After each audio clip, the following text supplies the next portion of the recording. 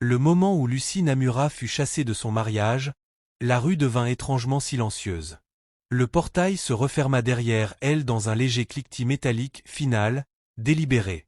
Sa valise gisait ouverte à ses pieds, son contenu répandu sur le sol comme une vie dont plus personne ne voulait.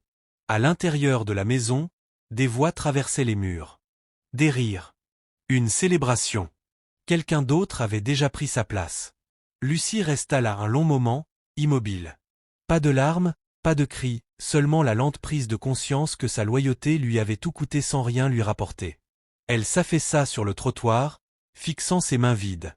De l'autre côté de la route, un homme était assis contre un mur de béton, vêtements usés, regard fin, calme et observateur. Un mendiant, dirait la plupart. Invisible. Oubliable. Mais lorsque son regard croisa celui de Lucie, quelque chose changea silencieusement, dangereusement, marquant le début d'un choix que personne ne comprendrait. Avant de continuer, d'où nous regardez-vous en ce moment, et quelle heure est-il chez vous?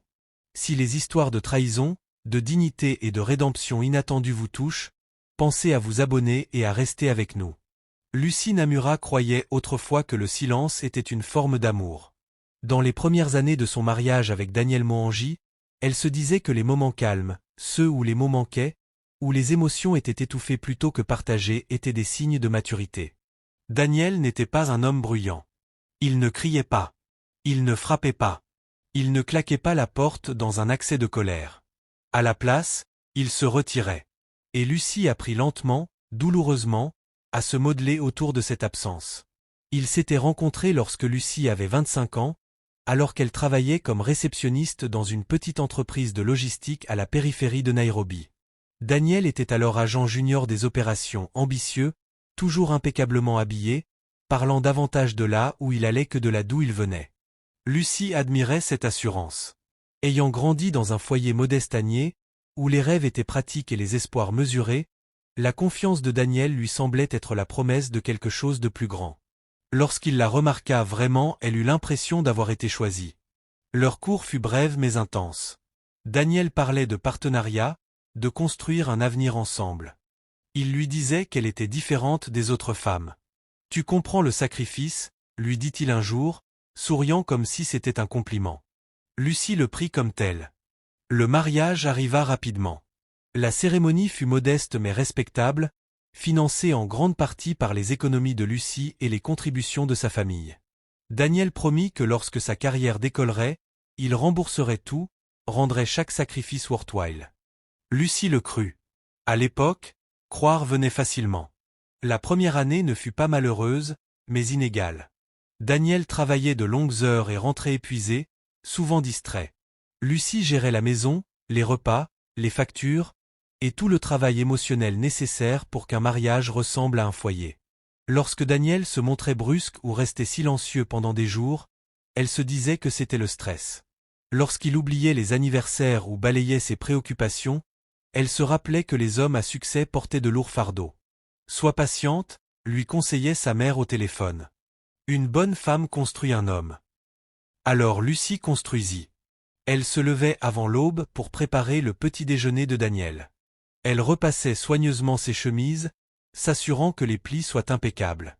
Quand l'argent manquait, elle sautait des repas sans le lui dire. Lorsque Daniel suggéra qu'elle quitte son emploi pour se concentrer sur le foyer, elle hésita, puis accepta. Il disait que ce serait temporaire. Il disait avoir besoin de son soutien. Sans son salaire, Lucie devint financièrement dépendante sans même s'en rendre pleinement compte. Daniel prit en charge les comptes. Il décidait de ce qui était nécessaire et de ce qui ne l'était pas. Quand Lucie demandait de l'argent, elle apprit à justifier chaque demande. « Pourquoi as-tu besoin d'autant » demandait-il, sur un ton détendu mais tranchant. « Les pensées ne paient pas les factures, Lucie. » Il n'élevait jamais la voix. C'était la partie la plus difficile. Son calme la poussait à douter d'elle-même. Avec le temps, la distance entre eux grandit. Le téléphone de Daniel était toujours posé face contre table. Il protégeait ses messages, sortant prudemment pour répondre à ses appels. Lorsque Lucie posait des questions, il l'accusait d'être insécure, ingrate, dramatique. Tu imagines des choses. Tout ne tourne pas autour de toi. Lucie essaya de se réparer elle-même plutôt que de réparer le problème. Elle s'habillait mieux. Elle parlait moins. Elle apprit à lire les humeurs de Daniel et à s'y adapter. Les bons jours, il était charmant, parfois même affectueux. Les mauvais jours, il était froid et distant, comme si elle était un fardeau qu'il n'avait pas prévu de porter. La solitude s'installa doucement. Lucie cessa d'inviter des amis, car Daniel n'aimait pas le bruit. Elle rendait visite à sa famille de moins en moins souvent, parce que Daniel se plaignait du coût des déplacements. Peu à peu, son monde se rétrécit jusqu'à ne plus tourner qu'autour de lui et de la maison qu'il partageait. À la 3e année, la carrière de Daniel s'était considérablement améliorée. Il avait obtenu un poste de direction, assistait à des événements de réseautage et s'habillait encore plus élégamment qu'avant. Avec son succès vint un changement que Lucie n'arrivait pas d'abord à nommer une impatience, le sentiment qui la dépassait. Il commença à la corriger en public, à faire des plaisanteries à ses dépens, à la comparer défavorablement à d'autres femmes, plus soignées, plus ambitieuses, plus présentables. Lucie riait avec eux, les joues brûlantes. La nuit, elle restait éveillée à côté de lui, fixant le plafond, se demandant quand l'amour était devenu quelque chose qu'elle devait mériter chaque jour. Elle regrettait d'être vue. Elle regrettait qu'on lui parle avec douceur. Elle regrettait la version d'elle-même qui croyait autrefois qu'elle comptait. Pourtant, elle restait. Parce que partir ressemblait à un échec. Parce qu'on lui avait appris que l'endurance était une force. Parce qu'elle croyait que si elle essayait simplement plus fort, donnait davantage, se plaignait moins, les choses redeviendraient comme avant. Ce que Lucie ne savait pas ou refusait de voir, c'est que Daniel avait déjà quitté le mariage émotionnellement bien avant de le faire physiquement. Son ambition avait commencé à inclure un autre type de partenaire, une femme qui correspondait mieux à l'image qu'il voulait projeter au monde. Et tandis que Lucie s'efforçait de se rapetisser pour entrer dans la vie de Daniel, quelqu'un d'autre prenait discrètement la place dont on la chassait peu à peu. La trahison n'était pas arrivée soudainement. Elle s'était construite au fil des années, déguisée en ambition, masquée par le silence, justifiée par le progrès. Lucie ne le comprendrait que plus tard, lorsque ce silence se briserait enfin et que le prix de sa loyauté serait exposé de la manière la plus publique et la plus humiliante possible. La vérité n'arriva pas dans le tumulte. Elle se présenta un après-midi ordinaire, enveloppée de commodité et de négligence. Lucie Namura s'était rendue au bureau de Daniel Mohangy sans prévenir, portant un petit récipient de ragoût fait maison. Ce n'était pas un grand geste, juste quelque chose qu'elle faisait autrefois, quand elle croyait encore que de petites attentions pouvaient adoucir la distance. Daniel avait mentionné qu'il travaillerait tard. Lucie pensa que le repas pourrait l'aider. La réceptionniste la regarda avec une politesse confuse. « Oh » dit-elle en hésitant. « Monsieur Mohangy est déjà parti. » Lucie fronça les sourcils. « Parti. »« Pour une réunion » ajouta rapidement la femme. « Avec Vanessa. » Lucie ne demanda pas qui était Vanessa. Quelque chose dans la manière dont le nom avait été prononcé trop familière, trop répété lui dit tout ce qu'elle avait besoin de savoir. Elle quitta lentement le bâtiment, le récipient semblant devenir de plus en plus lourd dans ses mains. À l'extérieur, la ville suivait son cours habituel. Les voitures klaxonnaient, les vendeurs criaient. La vie continuait, indifférente à l'effondrement silencieux qui se produisait dans sa poitrine. Lucie ne confronta pas Daniel ce soir-là, ni le lendemain. Elle attendit, observant avec plus d'attention qu'elle ne l'avait jamais fait auparavant. Elle remarqua le changement de son parfum, la façon dont il souriait à son téléphone, la manière dont il rentrait plus tôt les jours où il prétendait être épuisé. Une semaine plus tard, elle le suivit. Elle se dit qu'elle voulait seulement de la clarté. Pas une confirmation, juste de la clarté. Mais lorsque Daniel se gara devant un complexe d'appartements modernes à Westland et entra avec une femme dont le rire s'entendait même à travers les portes vitrées fermées, la clarté arriva avec une netteté cruelle, implacable. Vanessa Ayano était tout ce que Lucie n'était pas. Grande, sûre d'elle, vêtue de tenues sur mesure qui respiraient l'argent et la certitude. Elle se déplaçait comme si chaque endroit lui appartenait naturellement. Lorsque Daniel se pencha pour l'embrasser, ce ne fut ni pressé ni secret. C'était simple. Familier. Lucie resta figée dans la voiture, de l'autre côté de la rue, les mains serrées sur le volant jusqu'à ce que ses doigts lui fassent mal. Elle ne pleura pas. Le choc lui avait volé cette capacité. Tout ce à quoi elle pensait, c'était à quel point Daniel semblait expérimenté, à l'absence totale d'hésitation dans sa trahison.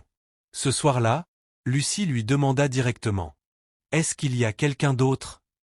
Sa voix était calme malgré la tempête qui grondait en elle. Daniel ne nia pas.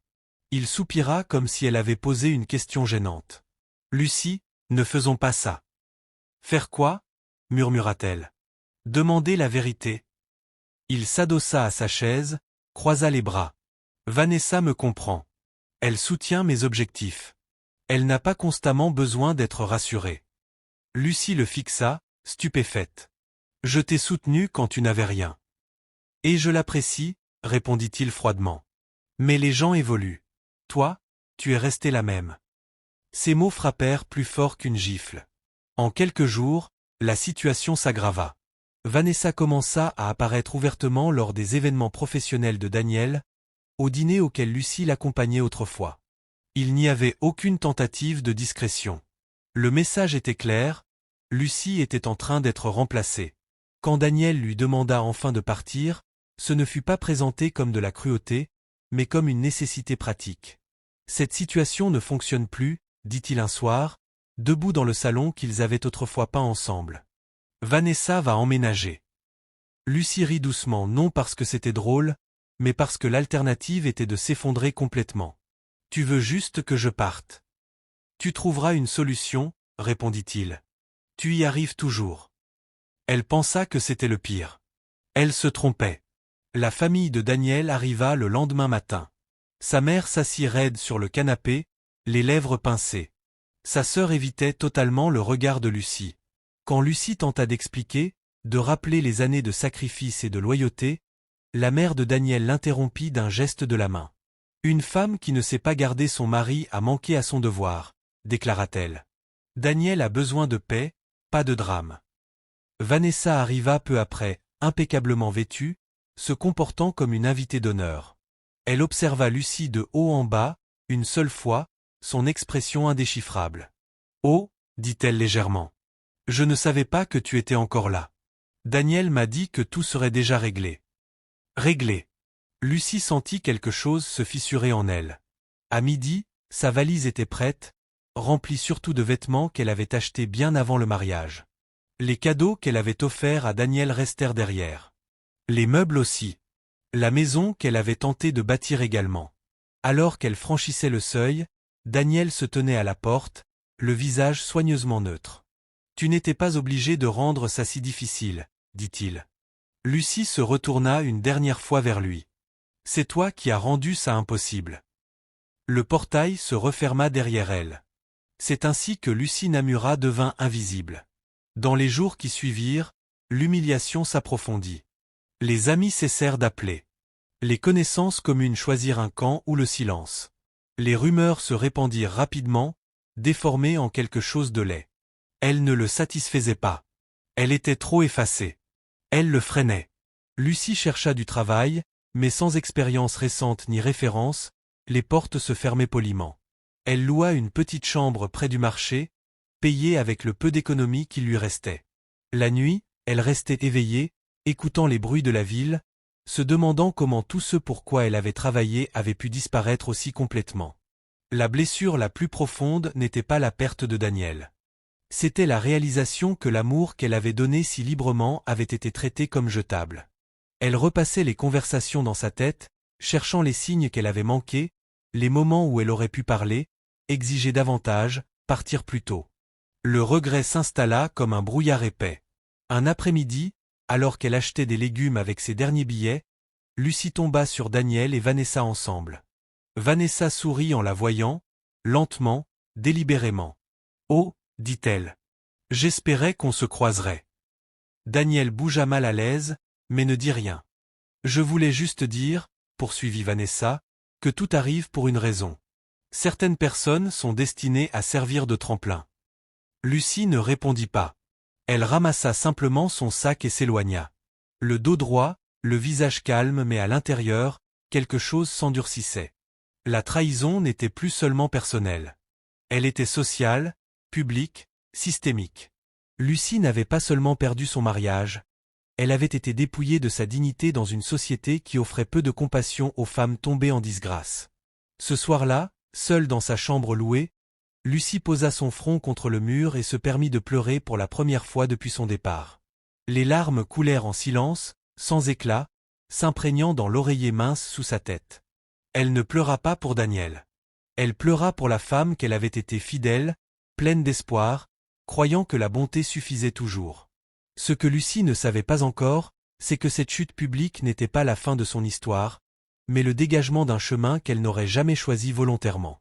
Et quelque part, au-delà des murs de cette petite chambre, le monde était déjà en train de changer lentement, silencieusement vers une rencontre qui remettrait en question tout ce que Lucie croyait comprendre de la valeur, de la perte et de l'amour.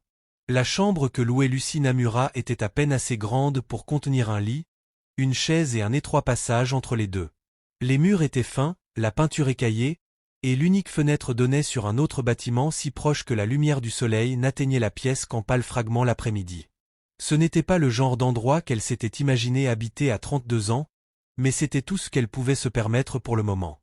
Chaque matin, Lucie se réveillait avant que la ville ne s'anime vraiment.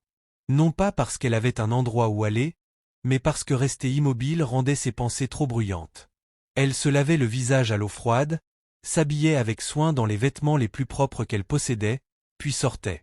Avec la détermination silencieuse de quelqu'un qui refuse de disparaître, elle découvrit que trouver du travail était plus difficile qu'elle ne l'avait imaginé.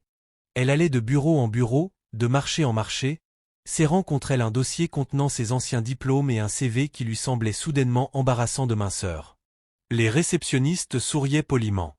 Les responsables parcouraient ses documents et promettaient de la rappeler. Certains étaient plus honnêtes. « Vous êtes resté trop longtemps hors du marché du travail », lui dit doucement un homme. « Nous cherchons quelqu'un de plus dynamique », ajouta un autre, sans croiser son regard. Lucie apprit à hocher la tête, à remercier, puis à partir sans laisser ses épaules s'affaisser. La fierté devint quelque chose qu'elle rationnait avec soin. Dès la deuxième semaine, ses économies étaient presque épuisées. Elle cessa d'acheter de la viande, puis des fruits. Elle apprit quel vendeur du marché était plus généreux avec les légumes abîmés en fin de journée. La faim devint une compagne sourde, présente, mais supportable. Ce qui la blessait plus encore que la faim, c'était le regard des autres. Dans son ancien quartier, elle avait été l'épouse de Daniel Mohangy. On la saluait avec respect, on l'invitait aux événements, on lui demandait son avis sur de petites décisions. Ici, elle n'était plus qu'une femme parmi tant d'autres, essayant de survivre. Invisible tant qu'elle ne dérangeait pas, observée de près dans les boutiques, ignorée lorsqu'elle parlait trop doucement.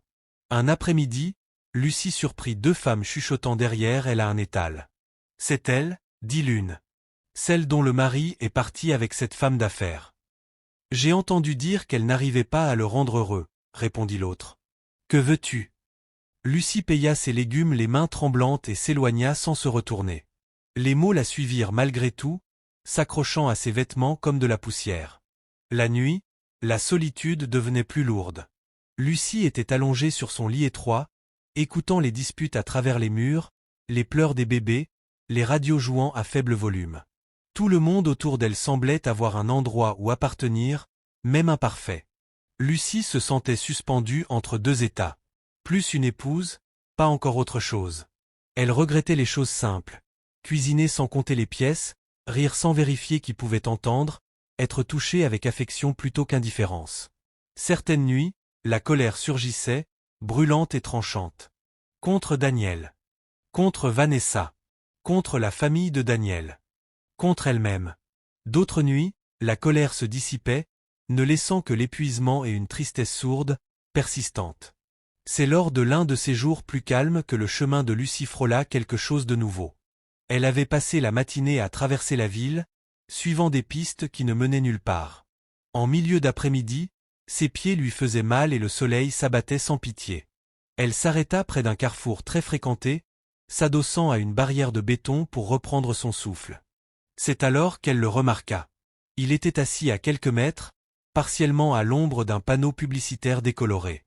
Ses vêtements étaient usés mais propres. Ses chaussures avaient été réparées plus d'une fois. Il ne criait pas, ne mendiait pas bruyamment comme d'autres autour. Il se contentait de s'asseoir, observant le flot des passants avec un calme presque déplacé au milieu du chaos. À côté de lui reposait une petite pancarte écrite à la main. Elle ne demandait pas d'argent. On pouvait y lire. Tout ce que vous donnez est suffisant. Lucie se surprit à le fixer plus longtemps qu'elle ne l'aurait voulu. Il y avait quelque chose dans sa posture droite, posée qui contredisait l'étiquette que la plupart des gens lui auraient attribuée au premier regard. Quand leurs yeux se croisèrent, il ne détourna pas le regard. Il inclina légèrement la tête, poliment, comme pour reconnaître sa présence plutôt que mendier son attention. Lucie fouilla dans son sac. Elle n'avait pas de monnaie, seulement une bouteille d'eau à moitié pleine et un petit morceau de pain enveloppé dans du papier. Elle hésita. La voix rationnelle dans sa tête lui rappela qu'elle n'avait presque rien elle-même, que la générosité était un luxe, que survivre exigeait des limites. Mais une autre voix, plus ancienne, plus douce, s'éleva. Elle s'approcha et lui tendit la bouteille. « Tenez, » dit-elle simplement. L'homme l'accepta avec un léger sourire. « Merci, » répondit-il d'une voix calme et chaleureuse. « Vous n'étiez pas obligé. » Lucie haussa les épaules. « Vous non plus. » Pendant un bref instant, ils restèrent assis en silence. La ville bourdonnait autour d'eux, voitures, pas pressés, klaxons lointains. L'homme prit une petite gorgée d'eau, referma la bouteille et la lui rendit. « Vous pourriez en avoir plus besoin que moi, » dit-il. Lucie secoua la tête. « Je peux en trouver d'autres. » Il la regarda un instant, sans insistance, mais avec quelque chose qui ressemblait à de la compréhension. « Alors je vous suis reconnaissant. » Elle partit sans lui demander son nom, sans offrir davantage. L'échange lui sembla petit, insignifiant. Pourtant, tandis que Lucie s'éloignait, quelque chose en elle se desserra légèrement. Au fil des jours suivants, leurs chemins se croisèrent à nouveau. Toujours par hasard. Toujours brièvement. Parfois, Lucie avait un fruit à partager. Parfois, juste un salut. L'homme Samuel, apprit-elle plus tard, ne posait jamais de questions, ne mendiait jamais. Il écoutait plus qu'il ne parlait. Lucie se surprit à s'attarder. Elle ne lui parla ni de Daniel ni de Vanessa. Elle n'en avait pas besoin. Samuel parlait de choses simples, de la manière dont les villes changent les gens, du poids des attentes, de l'étrange bonté des inconnus qui ignorent votre passé. Ces mots étaient simples, mais chargés de sens. On peut tout perdre, dit-il un jour, et conserver malgré tout l'essentiel, si l'on fait attention. Lucie ne lui demanda pas ce qu'il voulait dire. Elle n'était pas certaine de vouloir le savoir. Les jours devinrent des semaines. La vie de Lucie restait difficile, mais elle ne lui semblait plus totalement vide. La routine de marcher, chercher, survivre continuait. Mais il y avait désormais aussi le réconfort discret d'être vue sans jugement, ne serait-ce que quelques minutes à la fois. Elle ne considérait pas Samuel comme un espoir. C'était trop dangereux. Mais elle commença à le voir comme autre chose. Un rappel que la dignité ne disparaît pas simplement parce que le monde cesse de vous l'offrir, que la gentillesse ne nécessite pas l'abondance, que le fait d'être brisé ne rend pas indigne de lien. Lucie était toujours au plus bas de sa vie, incertaine, blessée. Mais pour la première fois depuis que le portail s'était refermé derrière elle, elle ne se sentait plus complètement seule dans cette descente. Et parfois, cela suffisait pour continuer à avancer. Lucie Namura ne comptait plus les jours. Le temps avait cessé de fonctionner comme avant, il n'était plus rythmé par des projets ou des étapes, mais par l'endurance, par la durée pendant laquelle elle pouvait rester debout, par le peu qu'elle pouvait dépenser tout en atteignant le lendemain matin. Ce qu'elle remarquait, en revanche, c'était Samuel Adawal. Pas d'abord comme une personne, mais comme une constante, un point fixe dans une ville qui changeait sans cesse sous ses pieds. Il était toujours là, près du carrefour, quand elle passait en route vers un entretien ou un marché, assis tranquillement, parfois en train de lire un livre de poche effiloché dont la couverture avait disparu depuis longtemps. Parfois, il observait simplement les passants pressés, les visages tendus vers des destinations qui comptaient pour eux. Lucie se disait que cela ne signifiait rien. Elle ne cherchait pas de lien. Elle avait déjà du mal à se maintenir à flot. Pourtant, la familiarité s'installa quand même douce, sans prévenir. Il était plus facile de le saluer maintenant. Un signe de tête. Un « bon après-midi ». Parfois quelques mots échangés avant de repartir. Un soir, après une journée particulièrement longue de refus, Lucie s'arrêta plus longtemps que d'habitude. Son dernier entretien s'était terminé par le même sourire poli, la même promesse creuse. Elle s'assit sur le trottoir, à une distance respectueuse de Samuel, son sac posé à ses pieds. Les lumières de la ville commençaient à s'allumer, baignant la rue d'une lueur jaune fatiguée. Vous avez l'air de quelqu'un qui porte des pensées lourdes, dit doucement Samuel. Lucie laissa échapper un souffle bref, sans humour. Elles ne sont plus lourdes. Juste constantes. Samuel hocha la tête, comme si cela allait de soi. Parfois, c'est pire. Elle ne lui demanda pas comment il le savait. Elle ne contesta pas cette lucidité. Elle regarda simplement devant elle, observant les voitures passer. Je croyais que si je faisais tout correctement, la vie me rencontrerait à mi-chemin, dit soudain Lucie. Les mots la surprirent elle-même. Il s'avère que la vie ne négocie pas. Samuel esquissa un sourire. La vie écoute mal, mais elle observe attentivement. Lucie le regarda. On dirait quelqu'un qui a déjà perdu une dispute avec elle. Plusieurs, répondit-il. Et j'ai appris que crier en retour ne faisait que m'épuiser. La conversation s'arrêta là non pas parce qu'elle devait continuer, mais parce qu'elle avait accompli ce qu'elle devait. Lucie se leva, ajusta son sac et repartit avec un peu moins de poids sur la poitrine. Le lendemain, elle lui apporta de la nourriture. Ce n'était pas grand-chose, du riz et des légumes qu'elle avait cuisinés avec soin pour les faire durer. Elle se dit que c'était pratique, plus simple à partager que de porter des restes toute la journée. Elle posa le récipient à côté de lui, sans cérémonie. Samuel leva les yeux, surpris. « Pour moi. »« Pour toi, » confirma Lucie. « Si tu en veux. » Il l'accepta lentement, avec respect, comme s'il reconnaissait davantage l'effort que la nourriture elle-même. « Merci, » dit-il. « Tu n'aurais pas dû. » Lucie haussa les épaules. « Je n'aurais pas dû faire beaucoup de choses. Celle-ci me semble inoffensive. » Samuel rit doucement. C'était un rire grave, chaleureux, sans défense. La gentillesse paraît rarement inoffensive à ceux qui la reçoivent. Lucie balaya la remarque d'un geste et s'éloigna avant que l'instant ne s'étire et ne devienne inconfortable. À partir de là, une habitude s'installa naturellement. Lucie apportait de la nourriture quand elle le pouvait, parfois des fruits, parfois des restes, parfois rien d'autre qu'une conversation. Samuel ne demandait jamais plus, n'attendait rien. Il la remerciait chaque fois avec la même sincérité discrète. Ce qui frappait le plus Lucie, c'était ce qu'il ne faisait pas. Il ne se plaignait pas. Il ne racontait pas sa souffrance. Il ne jouait pas la carte du désespoir. Certains jours, d'autres mendiants criaient ou suppliaient bruyamment pour attirer l'attention. Samuel restait immobile, sa présence effacée. Les gens le remarquaient moins, et Lucie soupçonnait que c'était intentionnel. Un après-midi, la curiosité l'emporta enfin. « Pourquoi ne demandes-tu pas d'argent » lui demanda-t-elle. Samuel réfléchit un instant. Parce que cela change la nature de l'échange. Quand les gens donnent de l'argent, ils cherchent souvent à se soulager de leur culpabilité ou de leur malaise. Quand ils donnent autre chose, ils se donnent eux-mêmes. Lucie y pensa longuement. « Et toi, qu'est-ce que tu donnes » Les yeux de Samuel rencontrèrent les siens, calmes et fermes. Rien qu'il puisse voir. Lucie ne comprit pas totalement, mais la réponse resta avec elle. Au fil des semaines, leurs conversations s'approfondirent non par des confessions, mais par des réflexions. Ils parlaient des villes et de la façon dont elles engloutissent les gens, des attentes imposées aux hommes et aux femmes, de la violence silencieuse d'être ignorée. Lucie se surprit à parler plus librement qu'elle ne l'avait fait depuis des années. Elle raconta son enfance à Yerry, la force de sa mère, les rêves qu'elle avait eus autrefois et qui lui semblaient désormais hors de portée. Elle parla du mariage sans nommer Daniel, de la trahison sans entrer dans les détails. Samuel écoutait toujours. Il n'interrompait jamais. Il ne proposait jamais de solution.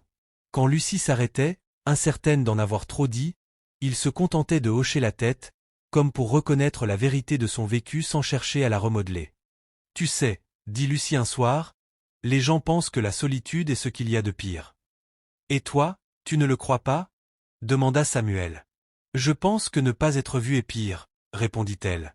L'expression de Samuel changea légèrement, pas de façon spectaculaire, mais suffisamment pour que Lucie remarque quelque chose traverser son regard. Une reconnaissance, peut-être.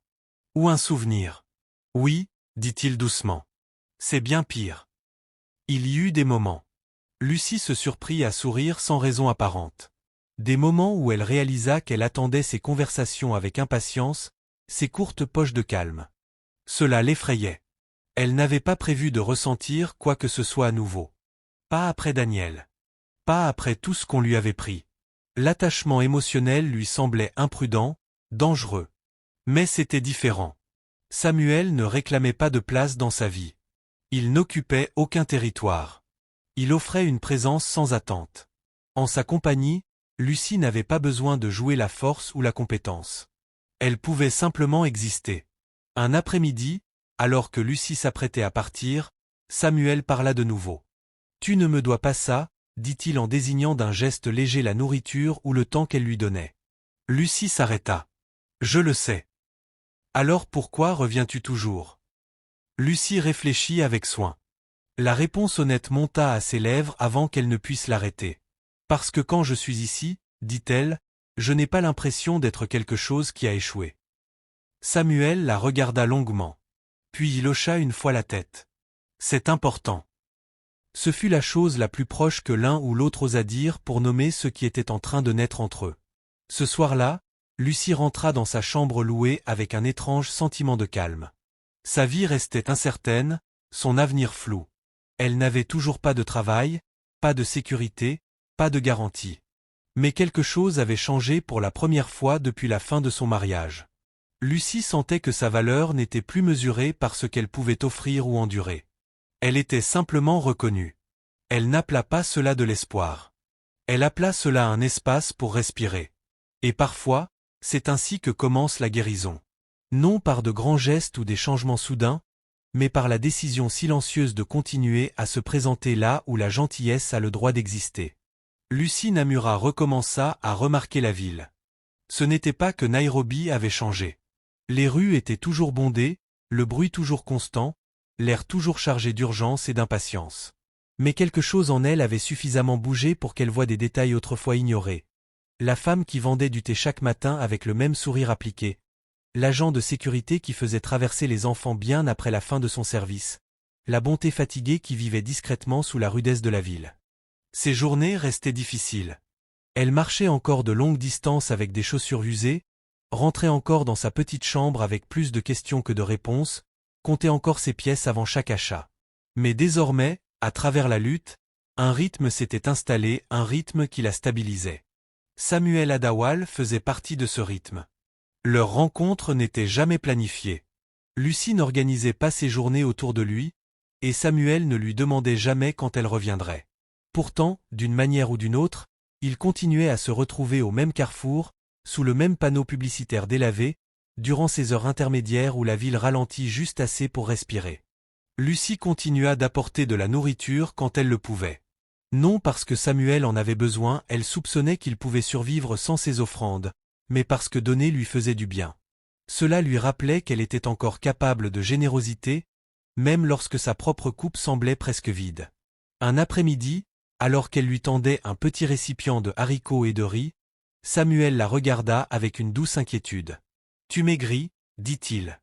Lucie rit légèrement. « C'est ce que fait le stress.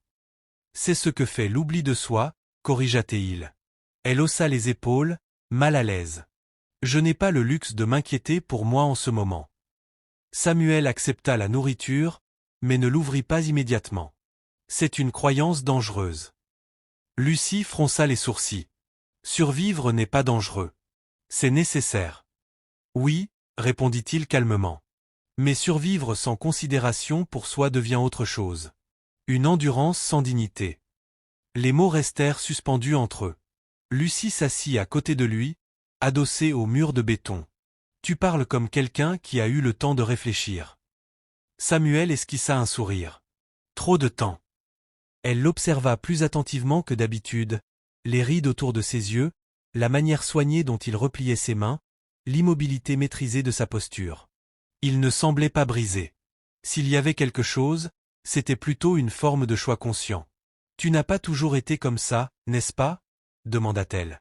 Le regard de Samuel resta tourné vers la rue. « Comme quoi ?»« Ici, » dit Lucie doucement. « Invisible. » Un instant, Lucie crut avoir dépassé une limite, mais Samuel ne se referma pas.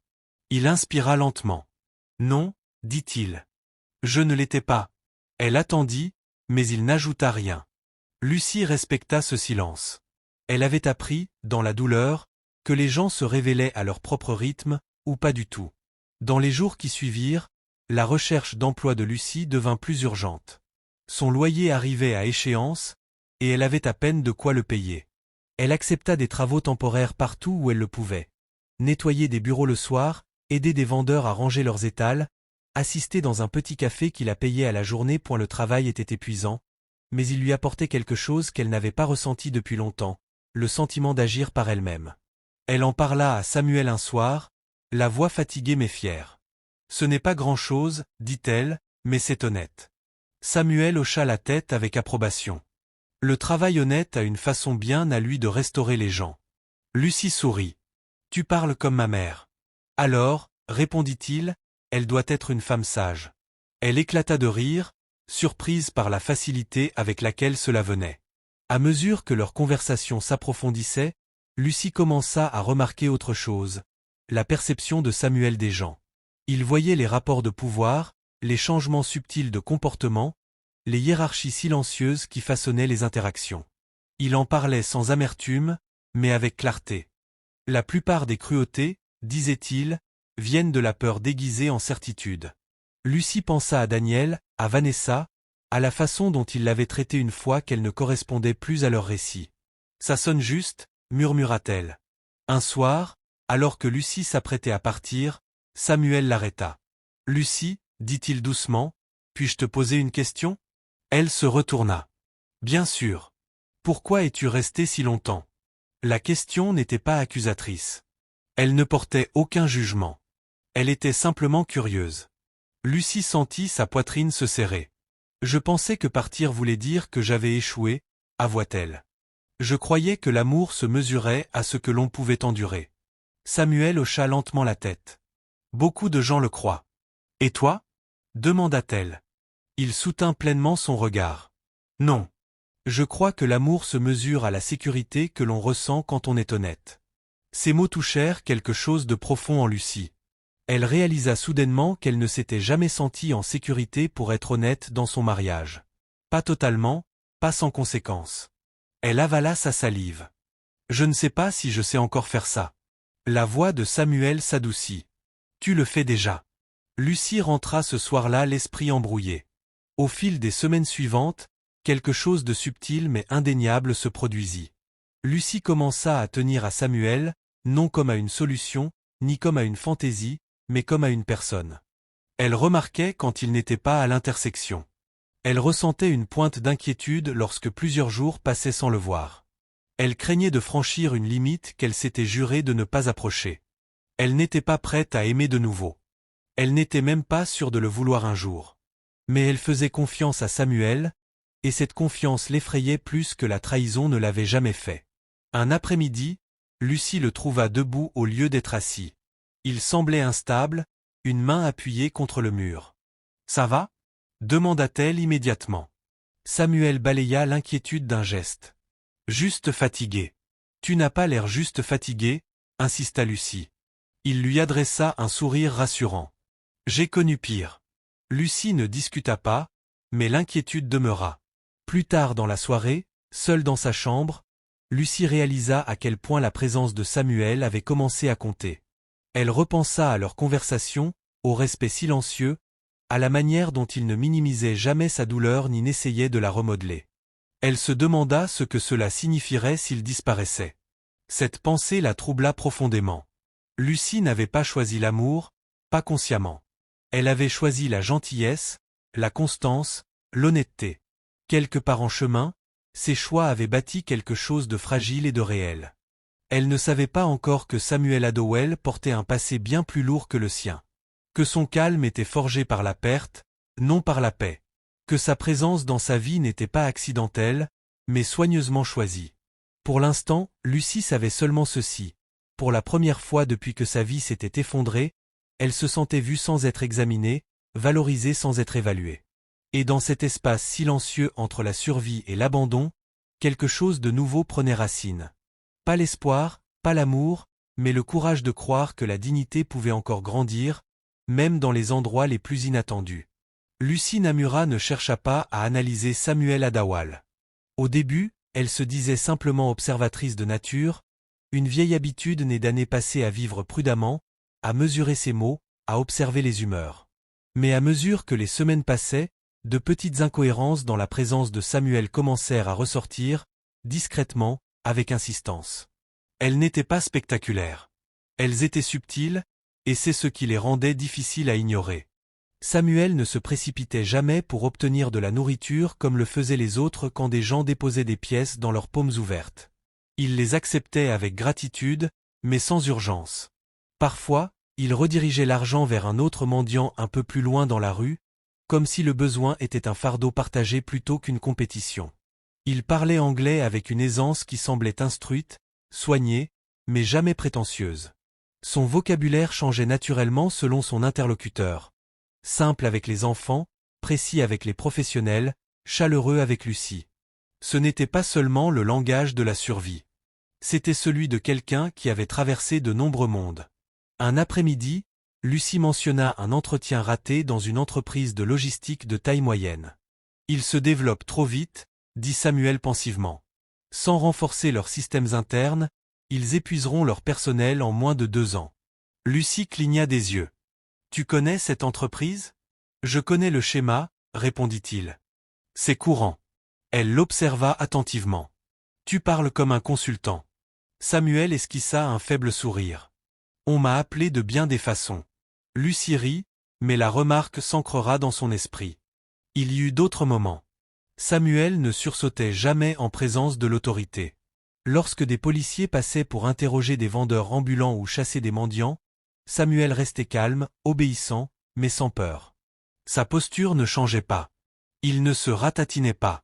Une fois, lorsqu'un jeune homme tenta de l'intimider pour lui prendre sa place près de l'intersection, Samuel répondit avec une fermeté tranquille. Pas de menace, pas d'agressivité, juste un regard soutenu et une seule phrase, prononcée si calmement que le jeune homme recula, déstabilisé. Lucie observa la scène de loin, surprise par l'échange-point. « Tu n'avais pas peur ?» dit-elle plus tard. Samuel haussa les épaules. La peur donne du pouvoir aux mauvaises personnes. Lucie hocha lentement la tête. Elle avait passé des années à craindre de perdre un mariage qui était déjà vide. La peur, elle l'apprenait peu à peu, lui avait coûté très cher. Pourtant, elle ne demanda pas à Samuel qui il avait été auparavant. Elle sentait que la vérité, quelle qu'elle soit, ne lui appartenait pas encore.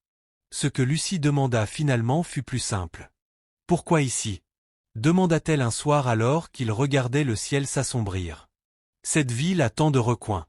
Pourquoi celui-ci » Samuel observa la circulation, pensif. « Parce que les gens passent ici rapidement, » dit-il.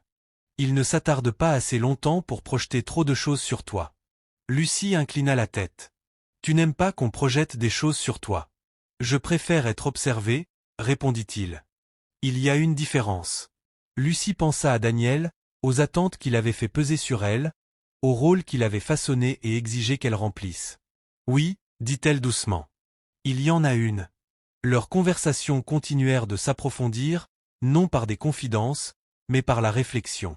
Samuel parlait de responsabilité, de la façon dont le pouvoir, lorsqu'il n'est pas interrogé, corrompt même les personnes bien intentionnées. Il parlait de la richesse, non comme de l'argent, mais comme d'une isolation face aux conséquences. L'argent, dit-il un jour, ne change pas les gens. Il révèle simplement ce dont ils étaient protégés. Lucie absorbait ces idées lentement. Elle n'était pas toujours d'accord, mais elle écoutait toujours. Quelque chose, dans la perspective de Samuel, semblait vécu, mérité, et non théorique. Un soir, Lucie évoqua Vanessa Hainaut pour la première fois, non par son nom, mais par sa présence. « Elle m'a remplacé », dit Lucie d'une voix neutre. Pas parce qu'elle l'aimait plus, mais parce qu'elle ressemblait à l'avenir qu'il voulait présenter. Samuel ne répondit pas immédiatement. Puis il dit « L'image est plus facile à entretenir que l'intégrité. » Lucie sourit tristement. « J'aurais aimé le savoir plus tôt. »« Tu le sais maintenant, » répondit Samuel. « Et ça compte. » Il y avait des jours où Lucie remarquait que Samuel était plus silencieux que d'habitude, le regard plus lointain. Ces jours-là, elle n'insistait pas. Elle avait appris, à travers sa propre douleur, que le silence n'était pas toujours une fuite. Parfois, c'était un temps de digestion intérieure. Un après-midi, Lucie arriva et constata que Samuel n'était pas à son endroit habituel. L'espace sous le panneau publicitaire était vide. Une vague d'inquiétude la traversa. Elle se dit que c'était irrationnel. Il ne lui devait rien. Il avait sa propre vie, ses propres rythmes. Pourtant, elle resta plus longtemps qu'elle ne l'avait prévu, balayant la zone du regard. Une heure passa, puis une autre. Juste au moment où elle s'apprêtait à partir, elle l'aperçut de l'autre côté de la rue, parlant à voix basse avec un homme plus âgé, vêtu d'un costume sur mesure. Le contraste était saisissant, les vêtements usés, la tenue impeccable. Ils échangèrent quelques mots, puis l'homme hocha la tête et s'éloigna. Lucie fronça les sourcils. Quand Samuel revint enfin à sa place, elle demanda d'un ton détaché. « Un ami à toi ?» Samuel hésita une fraction de seconde de trop. « Une connaissance. » Lucie n'insista pas, mais le malaise s'installa plus profondément. Elle commença à se demander si elle le connaissait vraiment. Et pourtant, lorsqu'elle réfléchissait à la manière dont Samuel la traitait avec respect, patience et une honnêteté constante, elle réalisa que connaître le passé de quelqu'un n'était pas la même chose que connaître son caractère. Daniel lui avait tout partagé. Ses rêves, ses frustrations, ses projets, et l'avait pourtant trahi sans remords. Samuel partageait très peu, et ne lui avait montré que de l'attention et du soin. Un soir, Lucie formula à voix haute ce qui tournait dans sa tête. « Tu sais, dit-elle, les gens pensent que tu es invisible. » Samuel sourit doucement. « La plupart, oui. Mais pas toi. » Lucie poursuivit. « Pas vraiment. » Il soutint son regard. « La visibilité est un choix. » Lucie y réfléchit. « Alors pourquoi choisir ça ?» Samuel la regarda longuement. « Parce que j'avais besoin de savoir qui j'étais quand personne ne regardait. » La réponse la troubla autant qu'elle l'intrigua. Cette nuit-là, Lucie resta éveillée dans sa chambre louée, fixant le plafond. Les paroles de Samuel résonnaient dans son esprit. Elle se demanda quel genre d'homme avait besoin de disparaître pour se comprendre. Quel genre de vérité il portait avec tant de précaution. Malgré les questions, Lucie ne s'éloigna pas. Elle n'exigea pas d'explications, ne traça pas de limites dictées par la peur. Elle continua de venir, de partager des repas, d'écouter. Sa confiance en Samuel n'était plus anodine. Elle était délibérée. Et dans cette confiance choisie, Lucie franchit un seuil silencieux, qu'elle ne nomma pas, mais qui allait façonner tout ce qui suivrait. Car tandis que Lucie commençait à remarquer les fissures dans le déguisement de Samuel, elle n'avait aucune idée de l'ampleur de la vérité qui se cachait dessous, ni de la violence avec laquelle elle entrerait un jour en collision avec le monde qui avait déjà tenté de l'effacer.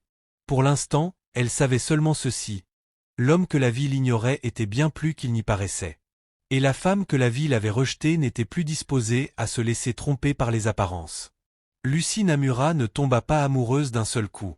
Il n'y eut pas de déclaration soudaine, pas de prise de conscience dramatique bouleversant le monde en un instant. Ce qui se produisit fut plus lent, plus discret, comme une blessure qui se referme sans cérémonie, ou une pièce qui se réchauffe peu à peu lorsque le soleil reste assez longtemps à la fenêtre. Tout commença par la perception de l'absence. Un mercredi après-midi, Lucie arriva à l'intersection et constata que Samuel était encore absent. Pas simplement éloigné quelques instants, pas occupé à parler à quelqu'un. Absent. L'espace sous le panneau publicitaire semblait étrangement creux, comme si un son familier avait disparu de l'air. Elle attendit plus longtemps qu'elle ne l'avait prévu. Tandis que la circulation défilait, Lucie sentit une tension subtile monter dans sa poitrine. Elle tenta de raisonner. Samuel n'avait jamais promis d'être là. Il ne lui devait rien. Elle avait appris, dans la douleur, à ne pas confondre constance et obligation. Pourtant, lorsqu'elle se résolut enfin à partir, la déception la surprit. Ce soir-là, Lucie reconnut ce sentiment pour ce qu'il était, de l'inquiétude. Cela la troubla. Elle avait reconstruit sa vie autour de la prudence, autour du fait de n'avoir besoin de personne, de ne plus jamais lier son sentiment de sécurité à la présence de quelqu'un. Et pourtant, la voilà, bouleversée par l'absence d'un homme qu'elle connaissait à peine, dont le passé restait largement inexprimé. Le lendemain, Samuel revint comme si de rien n'était. « Je croyais que tu avais disparu, » dit Lucie légèrement, essayant de masquer le soulagement dans sa voix. Samuel sourit avec des excuses. Certains jours demandent de l'attention ailleurs. Lucie haussa un sourcil. C'est vague. Il eut un petit rire. Mais honnête. Elle accepta la réponse sans insister, mais le moment resta gravé en elle. Au fil des semaines, Lucie réalisa à quel point la présence de Samuel avait commencé à l'ancrer, non comme une solution, mais comme un espace où elle pouvait enfin respirer. Leur conversation n'était plus hésitante. Elle coulait naturellement, parfois ponctuée de silence sans malaise. Lucie parlait désormais plus librement des petites humiliations du recommencement. De la façon dont elle sursautait encore quand quelqu'un élevait la voix, des rêves qu'elle avait peur d'oser à nouveau. Samuel écoutait, offrant parfois une perspective, jamais une correction. « Je n'arrête pas de me dire que je devrais être plus forte maintenant », admit Lucie un soir. « Que je devrais être passée à autre chose. » Samuel secoua la tête. La guérison ne répond pas bien au délai. Lucie esquissa un sourire. Daniel disait la même chose à propos de la productivité. L'expression de Samuel se crispa brièvement, puis s'adoucit. Certains hommes mesurent la valeur par le rendement. D'autres apprennent à la mesurer par la présence.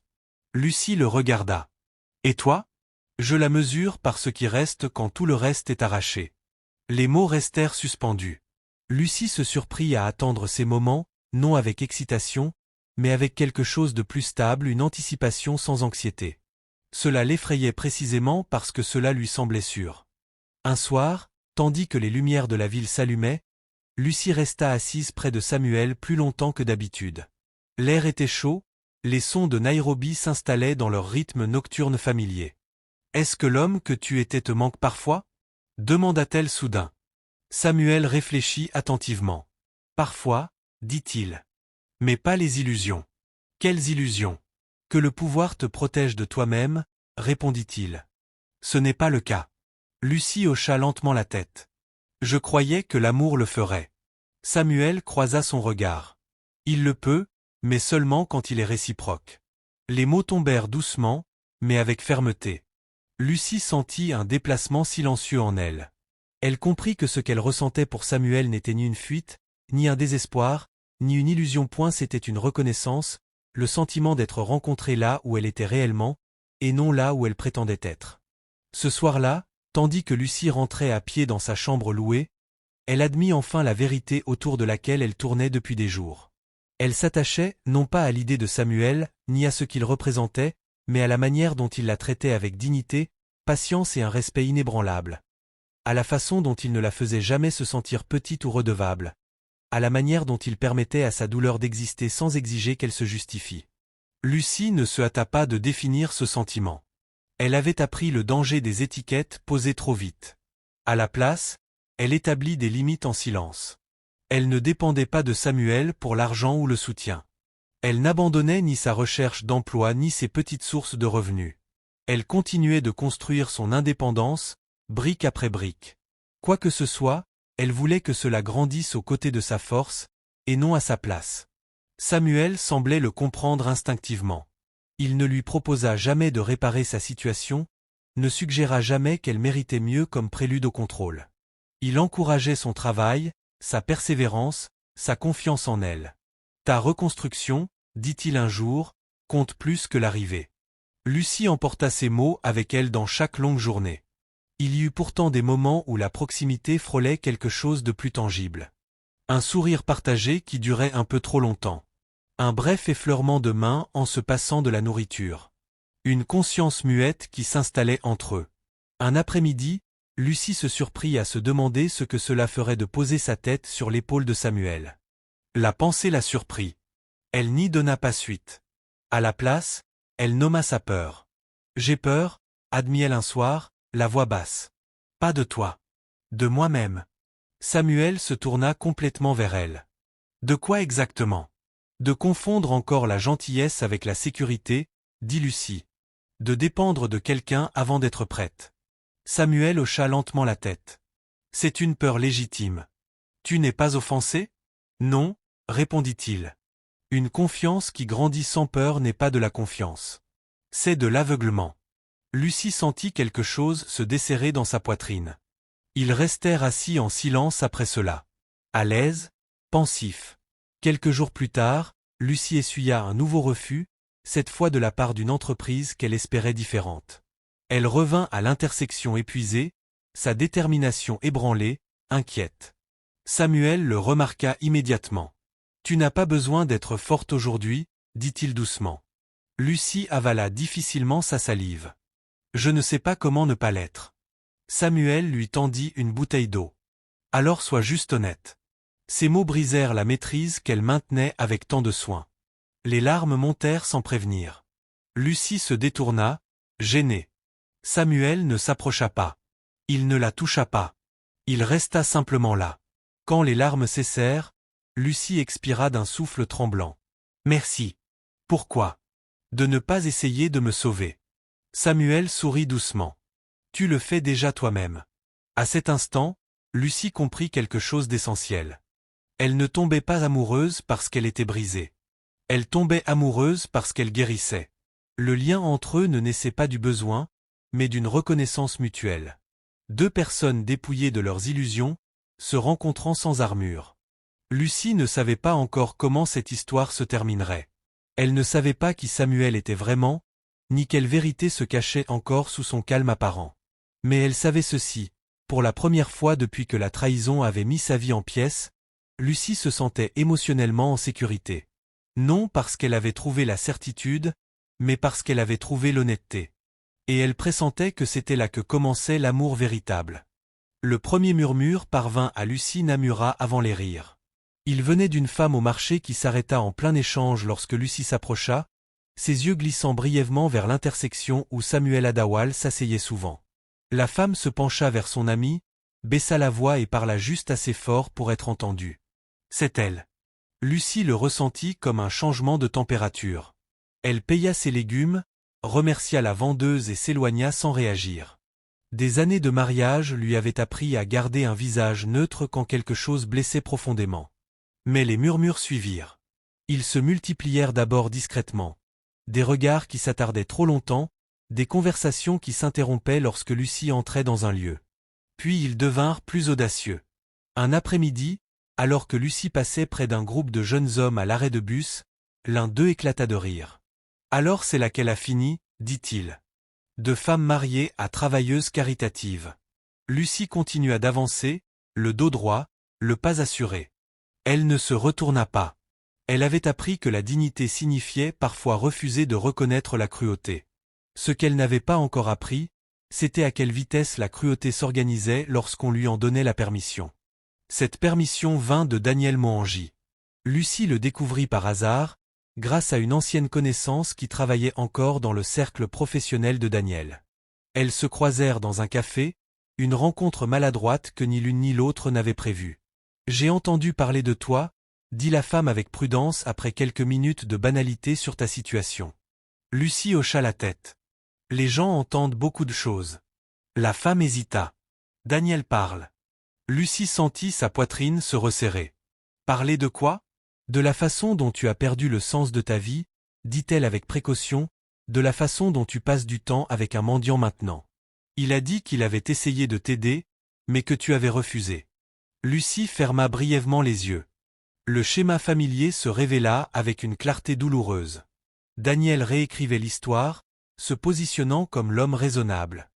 Généreux, et présentant Lucie comme instable, ingrate, perdue. Vanessa Atiano, elle non plus, ne resta pas silencieuse.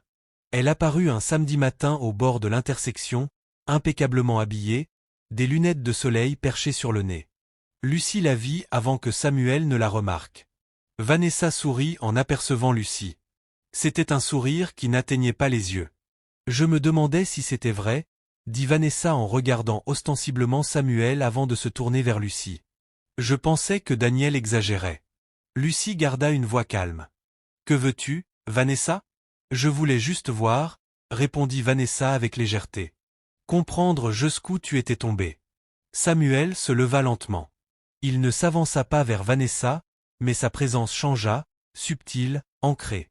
Vous devriez partir, dit-il doucement. Vanessa le regarda, amusée. Je ne te parlais pas. Samuel soutint son regard sans ciller. Maintenant, si. La fermeté de sa voix prit Lucie au dépourvu. Vanessa le remarqua aussi. Audacieux pour quelqu'un dans ta position, dit-elle en riant doucement.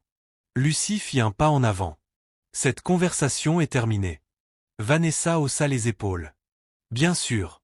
Je voulais juste dire que Daniel et moi allons très bien. Nous prospérons, même. C'est incroyable ce qui arrive quand on choisit le bon partenaire. Lucie ressentit la piqûre familière, mais elle était plus sourde maintenant, moins personnelle. Vanessa se pencha, baissant la voix. J'espère que tu retrouveras ton chemin. Ça, dit-elle en désignant vaguement Samuel, ce n'est pas un avenir. Lucie soutint son regard. Mon mariage non plus. Vanessa se redressa, visiblement contrariée. Comme tu veux. Elle s'éloigna sans un mot de plus. La rencontre ne passa pas inaperçue. En quelques jours, les murmures devinrent des commentaires. Les gens parlaient ouvertement désormais, certains avec moquerie, d'autres avec pitié. Elle était respectable autrefois. Regarde-la maintenant. Elle doit être désespérée. Lucie en ressentait le poids partout où elle allait. Même les employeurs potentiels semblaient percevoir la stigmatisation, leur intérêt se refroidissant dès que son nom était reconnu. Un après-midi, Lucie entendit une femme dire « Si elle ne sait même pas choisir un homme correctement, comment peut-on lui confier des responsabilités ?» Le jugement faisait mal, non parce que Lucie y croyait, mais parce qu'elle en reconnaissait le pouvoir. La société resserrait les rangs, imposant ses règles. Les femmes qui échouaient dans le mariage étaient censées disparaître en silence, pas réapparaître avec de l'autonomie.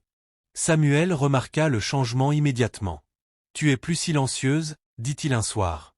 Lucie songea à nier, puis secoua la tête. « Les gens parlent. » Samuel hocha la tête. « Il parle toujours quand une femme sort du rôle qui lui a été assigné. » Lucie rit amèrement. « Je ne suis même pas sorti de ce rôle.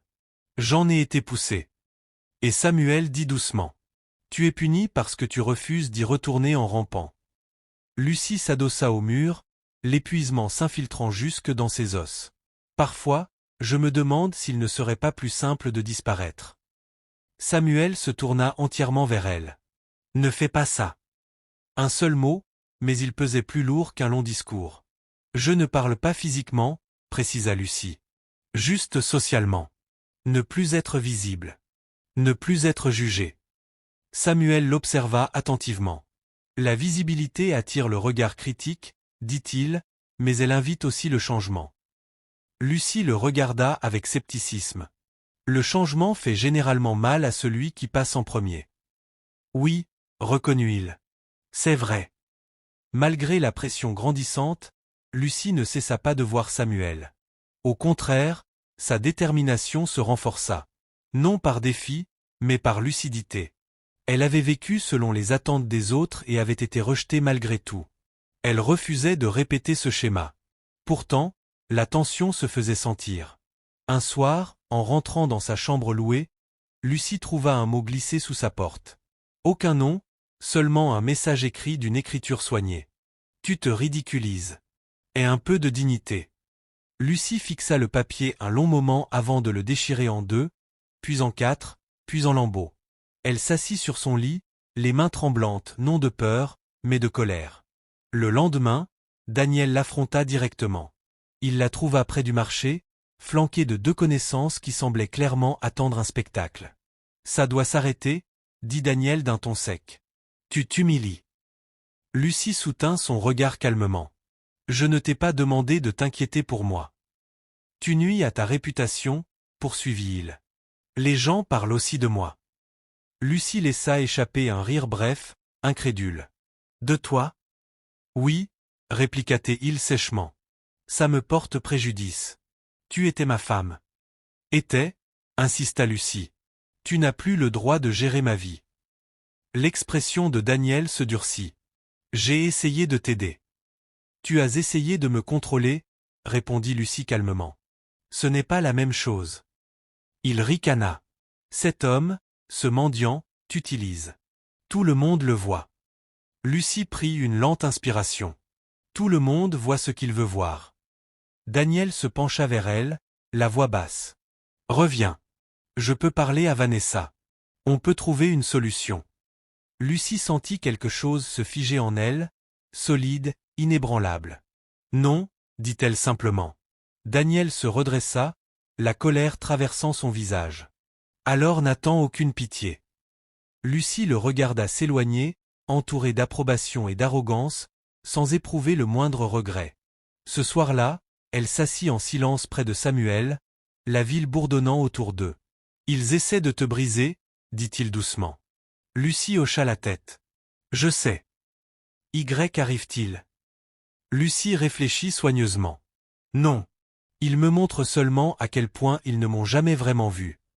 Samuel esquissa un sourire. C'est une liberté douloureuse. Oui, répondit Lucie. Mais c'est quand même la liberté. Les moqueries continuèrent. La pression augmenta. Le nom de Lucie devint, dans certains cercles, synonyme d'échec, dans d'autres, de scandale. Mais sous le bruit, quelque chose d'inébranlable s'était formé. Lucie Namura n'avait plus besoin d'approbation pour survivre. En choisissant la dignité plutôt que l'acceptation, elle franchit un nouveau seuil, un seuil qui forcerait bientôt le monde à affronter une vérité qu'il cherchait tant à déformer. Lucie Namura comprit, avec une clarté qui la surprit elle-même, que choisir la dignité n'était pas un acte unique. C'était une pratique quotidienne, discrète, délibérée, souvent solitaire.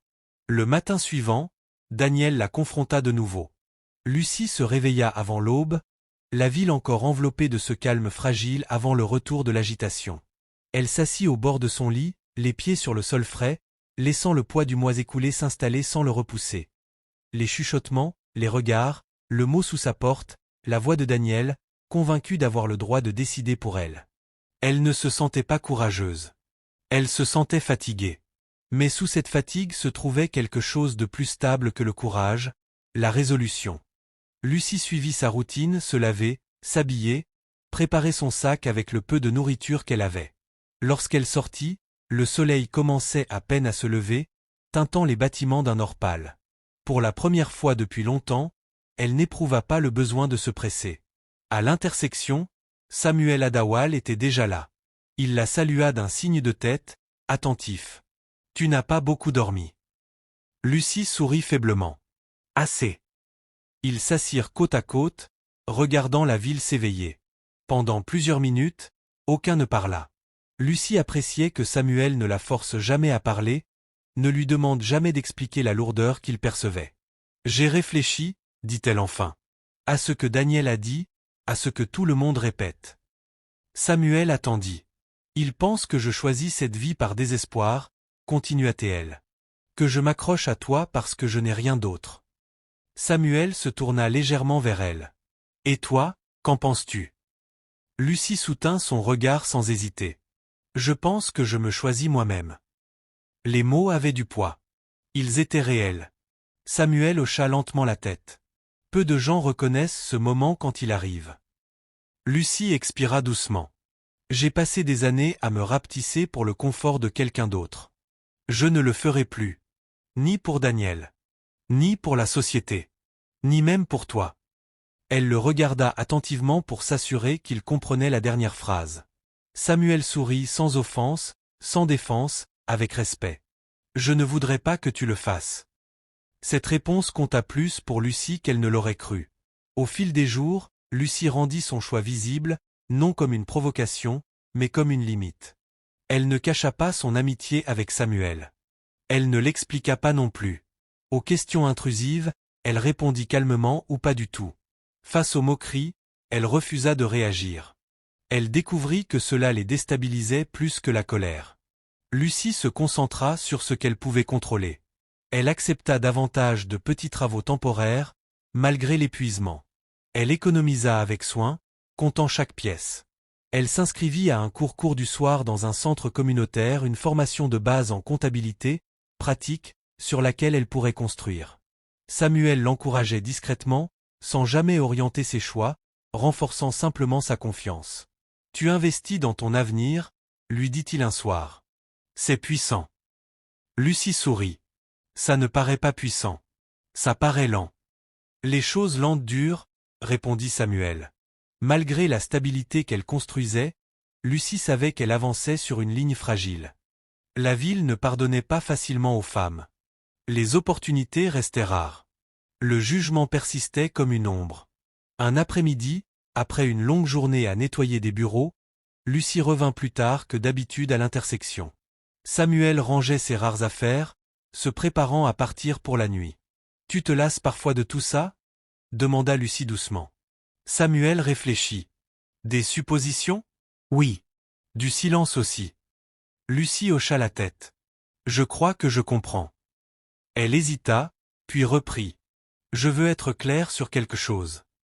Samuel se tourna complètement vers elle. Je tiens à toi, dit Lucie. Mais je ne laisserai pas cet attachement remplacer mon indépendance. Je ne serai pas sauvée. Je ne serai pas cachée. Et je ne serai pas définie par la personne à côté de qui je me tiens. L'expression de Samuel s'adoucit. Lucie, je ne te demanderai jamais ça. J'avais besoin de l'entendre, admit-elle. Tu l'as entendu, répondit-il simplement. Et tu l'entendras encore si nécessaire. Ce soir-là, en rentrant chez elle, Lucie sentit quelque chose se mettre en place. Pas de la romance. Pas de la certitude. Mais un alignement. Elle choisissait un chemin fidèle à ses valeurs, et non à sa peur. Les conséquences de ce choix arrivèrent rapidement. Quelques jours plus tard, après un entretien prometteur, Lucie fut convoquée dans un petit bureau.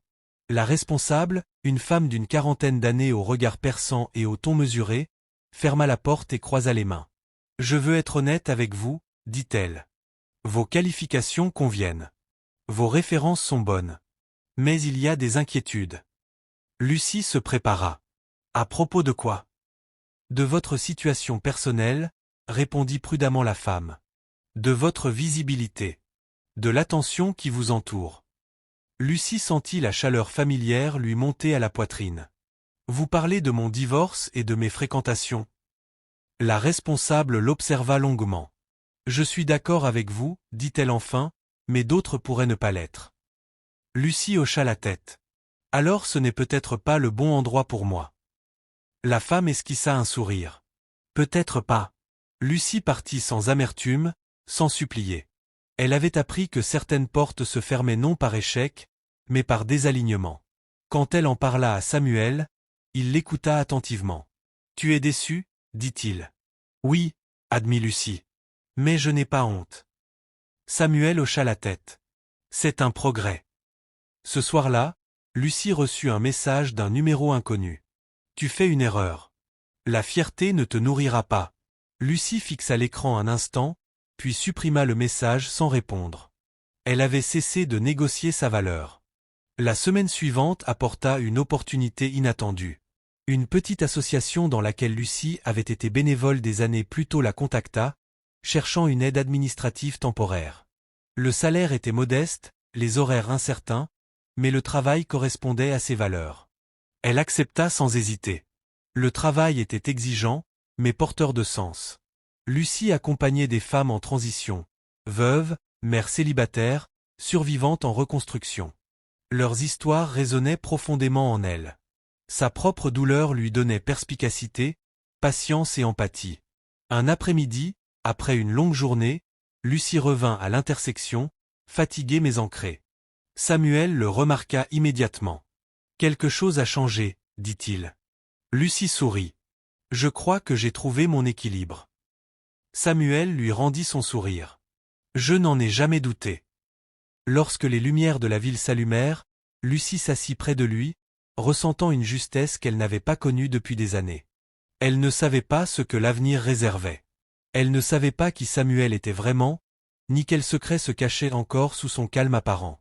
Mais elle savait une chose, pour la première fois depuis que la trahison l'avait mise à nu, elle faisait des choix enracinés dans le respect de soi, et non dans la peur. Lucie Namura avait choisi sa dignité. Et même si le monde n'avait pas encore rattrapé ce choix, il devrait le faire, tôt ou tard. Parce qu'une femme qui refusait d'être diminuée était bien plus dangereuse qu'une femme qui se conformait, Lucie Namura commença à sentir que Samuel Adawal portait quelque chose de plus lourd que le silence. Ce ne fut pas un instant précis qui l'alerta, mais une accumulation de petits changements, de subtiles variations dans son comportement, que seule une personne ayant appris à observer attentivement pouvait remarquer. Certains jours, il devenait plus réservé, le regard lointain, les réponses mesurées. Par moments, il semblait écouter quelque chose au-delà du bruit de la rue, comme s'il anticipait une interruption qui n'arrivait jamais vraiment. Lucie ne l'affronta pas. Elle avait appris que certaines vérités résistaient à la contrainte. Pourtant, la curiosité s'installa dans sa poitrine. Un après-midi, Lucie arriva à l'intersection et trouva Samuel plongé dans une conversation avec une femme qu'elle ne reconnaissait pas. La femme était vêtue simplement, mais sa posture était assurée, ses gestes précis. Lorsqu'elle remarqua l'approche de Lucie, elle s'arrêta, l'observant ouvertement. Samuel se leva en voyant Lucie. « Lucie, dit-il d'un ton chaleureux mais prudent. Voici Myriam. » Myriam sourit poliment. « Je suis contente de vous rencontrer enfin. » Lucie cligna des yeux. « Enfin ?» Samuel se racla la gorge. « Myriam m'aide à gérer certaines choses. » Lucie hocha lentement la tête. « Enchantée. » Le regard de Myriam s'attarda sur Lucie un instant de plus que confortable, sans hostilité, mais avec évaluation. Puis elle se tourna vers Samuel. « Nous devons parler, » dit Myriam à voix basse. La mâchoire de Samuel se crispa presque imperceptiblement. « Plus tard. »« Ce n'est pas quelque chose qui peut attendre, » répondit Myriam. Lucie se sentit mal à l'aise, consciente d'assister à quelque chose de privé. « Je peux partir » proposa-t-elle. Samuel hésita, puis acquiesça. « On se voit plus tard. » Lucie s'éloigna, la conversation se rejouant dans son esprit. Gérer certaines choses. L'expression résonnait d'une ambiguïté troublante. Ce soir-là, Lucie eut du mal à se concentrer. Le bureau de l'association bourdonnait d'activité, mais ses pensées revenaient sans cesse à Samuel et à la femme nommée Myriam. Elle ressentit une pointe inattendue d'insécurité, pas de la jalousie, mais de l'incertitude. Elle avait pris soin de ne pas imaginer un avenir avec Samuel, de ne pas projeter d'espoir sur lui. Et pourtant, la réalisation que certaines parties de sa vie se déroulaient entièrement hors de son regard la déstabilisa. Le lendemain, lorsque Lucie revint à l'intersection, Samuel était plus silencieux que d'habitude. « Tu sembles distrait, » dit-elle doucement. Samuel soupira. « Je le suis. »« Tu veux en parler ?» Il la regarda longuement, pesant quelque chose d'invisible. « Pas encore. » Lucie hocha la tête. « D'accord. » Samuel esquissa un faible sourire. « Tu es très patiente. » Lucie soutint son regard. « J'ai appris la différence entre la patience et l'effacement. » Les mots tombèrent avec une force tranquille. Au cours des semaines suivantes, les signes continuèrent d'apparaître. De brefs appels téléphoniques que Samuel prenait hors de portée de Lucie, l'arrivée occasionnelle de personnes bien habillées qui lui parlaient à voix basse avant de disparaître dans la ville. Chaque fois, Samuel reprenait sa place sous le panneau publicitaire, parfaitement calme, comme si rien ne s'était passé. Lucie se sentit tiraillée entre deux instincts. Le respect des limites de Samuel et la conscience grandissante que sa présence dans sa vie n'était pas aussi simple qu'elle en avait l'air. Un soir, Lucie exprima ses pensées avec précaution. « Je n'ai pas besoin de tout savoir sur toi, » dit-elle. « Mais j'ai besoin de savoir si je suis honnête avec quelqu'un qui l'est aussi avec moi. » Samuel ferma brièvement les yeux. Quand il les rouvrit, quelque chose qui ressemblait à du regret passa sur son visage. « Tu le hais, » dit-il doucement. « Je te le promets. » Lucie l'observa. « Mais l'honnêteté n'arrive pas toujours d'un seul coup. » Samuel poursuivit. « Parfois, elle vient par étapes, quand la personne qui la reçoit est prête. » Lucie réfléchit. « Et tu penses que je ne le suis pas ?» Samuel secoua la tête. « Je pense que la vérité que je porte compliquerait la vie que tu es encore en train de construire. » Lucie sentit une pointe d'agacement. « Tu n'as pas le droit de décider de ce que je peux supporter. » Samuel soutint son regard sans fléchir. « Tu as raison. » Cet aveu la surprit. « J'essaie de protéger quelque chose, » ajouta-t-il. « Pas mon image. Pas mon confort. Toi. » Lucie expira lentement. Une protection sans consentement ressemble beaucoup à du contrôle. Samuel hocha la tête. C'est une comparaison juste. Ils restèrent silencieux après cela, la ville vibrant autour d'eux. Lucie ressentit une tension qu'elle n'avait pas connue depuis la fin de son mariage, ce déséquilibre né d'une vérité retenue. Plus tard dans la nuit, Lucie repassa la conversation en boucle. Elle se demanda si elle ne répétait pas d'anciens schémas. Accepter une transparence partielle, minimiser son malaise, se convaincre que la patience était une vertu. Elle se fit une promesse, elle n'ignorerait plus jamais son intuition. Quelques jours plus tard, la vérité se rapprocha. Un après-midi, Lucie quittait le travail plus tôt lorsqu'elle remarqua un SUV noir à l'arrêt de l'autre côté de la rue. Les vitres étaient teintées, le moteur discret mais puissant. En passant près de la vitre arrière, légèrement abaissée, Lucie aperçut Myriam à l'intérieur. « Lucie » l'appela-t-elle. Lucie s'arrêta, le cœur battant. Elle s'approcha avec prudence. Myriam lui fit signe de s'approcher davantage. « Je voulais te parler en privé. » Lucie hésita. À propos de Samuel. La poitrine de Lucie se serra. Est-il en danger? Myriam esquissa un léger sourire. Pas de la façon dont tu l'imagines. Lucie croisa les bras. Alors pourquoi suis-je debout à côté d'un véhicule de luxe, interrogé par une inconnue? Myriam l'observa longuement. Parce que tu comptes pour lui. La phrase pesa lourdement. Samuel Adawal n'est pas celui qu'il paraît être, poursuivit Myriam. Mais la version de lui que tu connais, cette par-là est réelle. Le pouls de Lucie s'accéléra. Que voulez-vous dire? Je veux dire que l'homme qui s'assoit dans la rue est aussi un homme qui domine des salles où tu n'es jamais entré, expliqua Myriam avec soin. Et cette dualité existe pour une raison. La voix de Lucie resta stable malgré la tempête en elle. Pourquoi me dites-vous cela? Parce que les choses sont sur le point de changer, répondit Myriam. Et quand ce sera le cas, tu mérites de comprendre sur quel terrain tu te tiens. Lucie recula d'un pas. Si Samuel a quelque chose à me dire, il doit me le dire lui-même. Myriam hocha la tête. Il le fera, quand le moment sera venu. Lucie regarda le SUV s'éloigner, l'esprit en ébullition. Ce soir-là, lorsqu'elle retrouva Samuel à l'intersection, elle ne dit rien au début. Elle s'assit simplement à côté de lui, sentant le poids de la vérité non dite entre eux. « Tu as parlé à Myriam » dit Samuel doucement. Lucie se tourna vers lui. « Oui. » Il ferma brièvement les yeux. « Je suis désolé de t'avoir demandé de me faire confiance tout en te cachant la partie de ma vie qui explique tout. » La voix de Lucie trembla légèrement. « Est-ce que tu me mens ?» Samuel secoua la tête. « Non. Mais je ne te dis pas toute la vérité. » Lucie se leva, l'air soudain trop étouffant pour respirer. « Je ne supplierai pas pour l'honnêteté, » dit-elle fermement, malgré la douleur dans sa poitrine. « Mais je ne ferai pas semblant que ça ne me fait pas mal. » Samuel se leva à son tour. « Je n'ai jamais voulu te blesser. »« L'intention n'efface pas l'impact, » répondit Lucie doucement. Elle s'éloigna avant que la conversation ne puisse se défaire davantage. Cette nuit-là, Lucie resta éveillée, fixant le plafond, l'esprit rempli de questions. Qui était Samuel Adawal?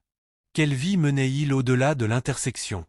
Et surtout, que signifiait pour elle le fait d'avoir commencé à aimer un homme dont elle ne connaissait pas encore la vérité? La confiance entre eux ne s'était pas brisée, mais elle s'était fissurée. Et à travers cette fissure, la lumière de la révélation commençait à s'infiltrer. Le jour où tout commença à se défaire n'arriva pas sans avertissement. Lucie Namura rangeait des dossiers au bureau de l'association lorsque son téléphone sonna. Le numéro était inconnu. Elle hésita à répondre, les appels inconnus étaient devenus une source d'angoisse, mais quelque chose la poussa à décrocher. « Lucie » dit une voix urgente. C'était Myriam. « J'ai besoin que tu viennes à l'hôpital Sainte-Anne immédiatement. » L'estomac de Lucie se noua. Que s'est-il passé? Il y eut une brève pause, maîtrisée. Samuel s'est effondré. Le monde se rétrécit en un silence assourdissant. Lucie attrapa son sac sans réfléchir, murmura une explication à sa supérieure et se précipita dehors. Le trajet jusqu'à l'hôpital lui sembla irréel, les feux de circulation flous, la ville continuant de vivre comme si rien n'avait changé. Ses mains tremblaient tandis qu'elle serrait son téléphone, rejouant encore et encore les mots de Myriam. Samuel s'effondra. À l'hôpital Sainte-Anne, l'atmosphère était tendue. La sécurité à l'entrée était plus renforcée que d'habitude. Des hommes en costume sombre parlaient à voix basse dans leurs oreillettes, le regard balayant les couloirs. Lucie ralentit, la confusion se mêlant à l'angoisse. Ce n'était pas l'hôpital qu'elle connaissait.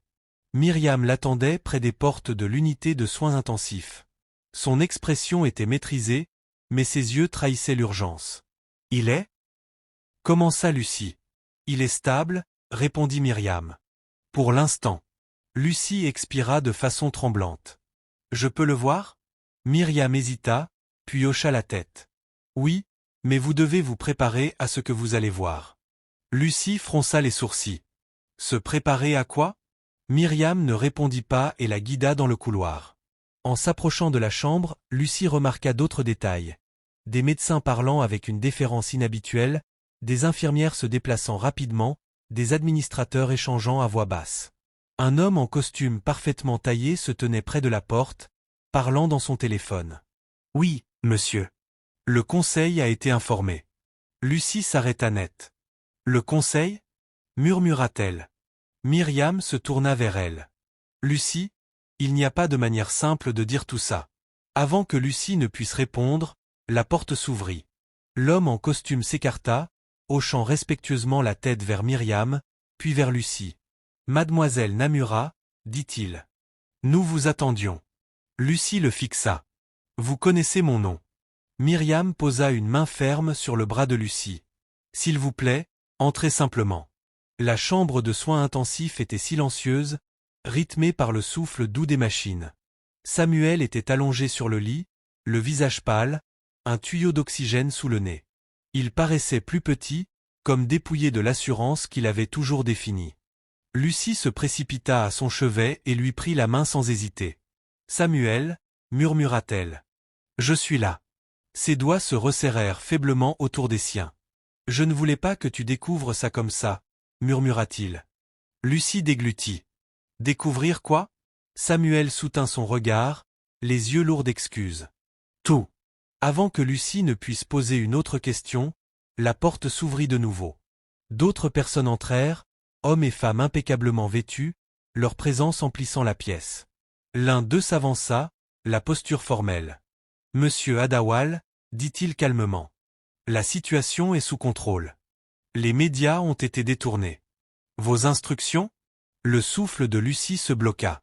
Elle regarda l'homme, puis Samuel, puis Myriam. « Que se passe-t-il » Samuel serra sa main. « Lucie, j'ai besoin que tu m'écoutes. » Sa poitrine lui sembla oppressée. « J'écoute. » Samuel inspira lentement. « Je m'appelle Samuel Adawal, » dit-il d'une voix stable malgré son état. « Je suis le fondateur et le PDG du groupe Adawal. » Les mots tombèrent dans la pièce comme un verre brisé, sec et définitif. Lucie eut l'impression que le sol basculait sous ses pieds. « Ce n'est pas. » Elle secoua la tête. « Ce n'est pas possible. » Samuel ne détourna pas le regard. « Si. » Lucie retira sa main et recula comme si elle s'était brûlée. « Tu es en train de dire que tu… » Quoi ? Que tu faisais semblant d'être un mendiant. Samuel ferma brièvement les yeux. « Je ne faisais pas semblant d'être pauvre. Je choisissais de vivre sans protection. » Lucie eut un rire bref, cassant, incrédule. « Sans protection ? Tu m'as laissé croire que tu n'avais rien. Tu as laissé les gens te traiter comme ça. »« Je les ai laissés se révéler, » répondit Samuel doucement. « Et je me suis laissé me souvenir de qui j'étais sans influence. » Le cœur de Lucie battait à tout rompre. La colère monta, vive et désorientante. « Alors moi, j'étais quoi ? Un test ? » « Non, » dit Samuel aussitôt. « Jamais. » La voix de Lucie tremblait. « Alors qu'est-ce que j'étais pour toi ? » Samuel tenta de se redresser, grimaçant légèrement. « Tu étais réel.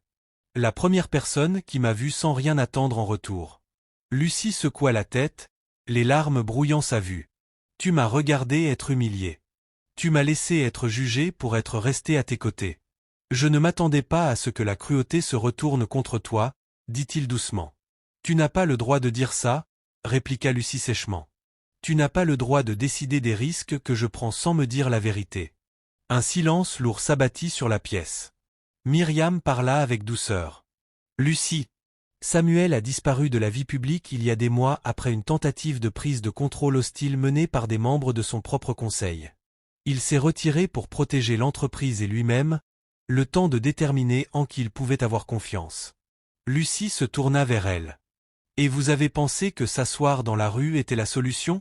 C'était la clarté, » répondit Samuel. « Et l'anonymat. » Lucie eut un nouveau rire amer. « L'anonymat pour toi, l'exposition pour moi. » Samuel tenta de reprendre sa main, s'arrêtant lorsqu'elle recula. « Je suis désolé, » dit-il. « J'aurais dû te le dire plus tôt. » Lucie le fixa, le voyant désormais à travers un prisme qu'elle n'avait pas choisi. Le calme, la lucidité, l'autorité qu'elle avait ressentie puis écartée. Tout prenait sens. Et c'est cela qui faisait le plus mal. « Je ne t'ai pas choisi parce que je pensais que tu étais brisé, » dit-elle doucement. « Je t'ai choisi parce que tu étais gentil. Samuel hocha la tête. Je sais. Maintenant, je ne sais plus ce qui est réel, murmura-t-elle. Tout était réel, insista Samuel. Chaque mot, chaque moment. Lucie recula encore, ses émotions s'entrechoquant. Trahison, confusion, chagrin. Ce n'était pas la trahison de Daniel, brutale et cruelle. C'était quelque chose de plus complexe, de plus intime. Tu m'as enlevé mon choix, dit-elle. Le visage de Samuel se décomposa. Je n'ai jamais voulu te faire du mal. Lucie essuya ses larmes et se redressa. L'intention n'efface pas l'impact. Elle se dirigea vers la porte. Lucie, appela Samuel d'une voix faible. Elle posa la main sur la poignée. J'ai besoin de temps, dit-elle, la voix ferme mais brisée. Et d'espace. Myriam s'écarta tandis que Lucie sortait dans le couloir.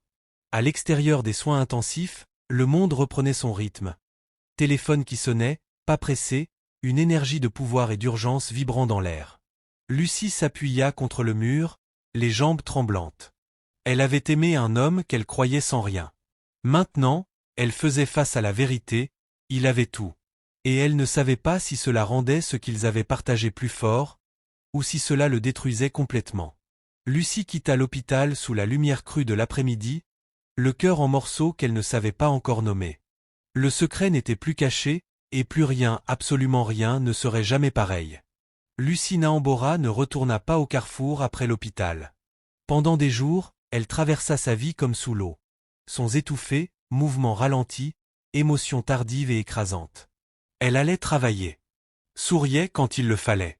Accomplissait ses tâches avec une précision mécanique. Mais intérieurement, ses pensées tournaient sans fin autour du même instant. La voix de Samuel en soins intensifs, calme et désolée, prononçant des mots qui avaient fendu sa réalité en deux. Fondateur et PDG du groupe Adawal. Le nom résonnait partout désormais, à la radio pendant ses trajets, dans les titres partagés par ses collègues lors de conversations feutrées au bureau de l'association. « Tu as entendu parler de Samuel Adawal » murmura quelqu'un un après-midi. Le milliardaire qui avait disparu. Ils disent qu'il est réapparu après s'être effondré en public. Lucie gardait les yeux rivés sur son écran, le cœur battant à tout rompre. Chaque mention lui donnait l'impression d'être mise à nu, comme si sa douleur privée était recyclée en spectacle public. Elle évitait les appels de Myriam. Ignorait les numéros inconnus. Elle avait besoin de distance, de réfléchir sans être dirigée, expliquée ou protégée. La nuit, Lucie restait éveillée, rejouant des souvenirs désormais altérés par le contexte. Samuel redirigeant l'argent vers d'autres mendiants. Samuel parlant calmement à des hommes de pouvoir. Samuel ne demandant jamais rien. Tout s'expliquait, et pourtant comprendre n'apaisait pas la blessure. Ce qui la hantait le plus n'était pas le mensonge lui-même, mais la manière dont il faisait écho à son passé. Daniel avait dissimulé la vérité pour garder le contrôle. Samuel avait dissimulé la vérité pour préserver une forme de sécurité, d'évaluation, de pouvoir. Les raisons différaient. L'impact, non. Lucie s'était jurée de ne plus jamais accepter une honnêteté partielle. De ne plus jamais abandonner son pouvoir d'agir au nom de la patience ou de la protection. Et pourtant, Samuel était entré dans sa vie avec douceur, sans exigence, sans cruauté. Il ne l'avait pas diminué. Il ne l'avait ni exploité financièrement ni émotionnellement. Au contraire, il avait encouragé son indépendance à chaque étape. Cette contradiction la déchirait. Un soir, Lucie se retrouva devant l'hôpital, le bâtiment brillant sous le ciel qui s'assombrissait. Elle n'avait pas prévu de venir. Ses pas l'y avaient simplement menée. Elle n'entrapée à ce point a eu lieu d'entrer, elle s'assit sur un banc de l'autre côté de la rue, observant le flux constant de personnes qui entraient et sortaient. Elle se demanda combien d'entre elles portaient des secrets assez lourds pour fracturer la vie de quelqu'un d'autre. Son téléphone vibra. Un message de Myriam. Il demande à te voir. Pas l'entreprise. Pas le conseil. Toi. Lucie fixa l'écran un long moment avant de taper une réponse. Je ne suis pas prête. La réponse arriva rapidement. Je comprends, mais il doit te raconter le reste. Lucie rangea son téléphone dans son sac sans répondre. Les jours passèrent. La ville s'ajusta à la révélation du retour de Samuel Adawal. Les analystes débattaient de sa stratégie. Les investisseurs spéculaient. L'histoire passa du mystère à l'admiration. Les gros titres encadraient sa disparition comme un acte de génie, son humilité comme un signe de brillance. Personne ne demanda ce qu'était devenue la femme qui avait été à ses côtés lorsqu'il n'avait rien. Lucie remarqua immédiatement le changement. Au marché, les commerçants la saluaient plus chaleureusement lorsqu'ils la reconnaissaient. Certains la regardaient avec curiosité plutôt qu'avec mépris. « C'était toi ?» demanda une femme un après-midi. Celle qui était avec lui. Lucie hocha la tête. La femme secoua la tête, émerveillée. « Tu dois être quelqu'un de très spécial. » Lucie força un sourire poli et s'éloigna. « Spécial ?» Le mot avait un goût amer. Elle ne voulait pas être spéciale. Elle voulait de l'honnêteté. La pression monta subtilement. Des connaissances reprirent contact. De vieux amis réapparurent. Même le nom de Daniel surgit à nouveau, cette fois sous la forme d'un message soigneusement formulé. « Nous devrions parler. » Lucie le supprima sans répondre. Une semaine plus tard, Samuel essaya à nouveau, cette fois via une note manuscrite remise par Myriam. « Je te dois la vérité, sans filtre ni peur. Pas en tant que PDG, mais en tant qu'homme qui t'a fait du tort. Laisse-moi essayer. » Lucie tint la note longtemps, ses doigts suivant l'écriture irrégulière. C'était indéniablement l'écriture de Samuel, soigneuse et volontairement contenue. Contre son meilleur jugement, elle accepta. Ils se rencontrèrent, non à l'hôpital, non dans un bureau, mais dans un parc public tranquille à la périphérie de la ville. Terrain neutre, espace ouvert, sans dynamique de pouvoir déguisé en intimité. Samuel arriva seul, sans escorte, sans spectacle. Il marcha lentement, encore en convalescence, habillé simplement.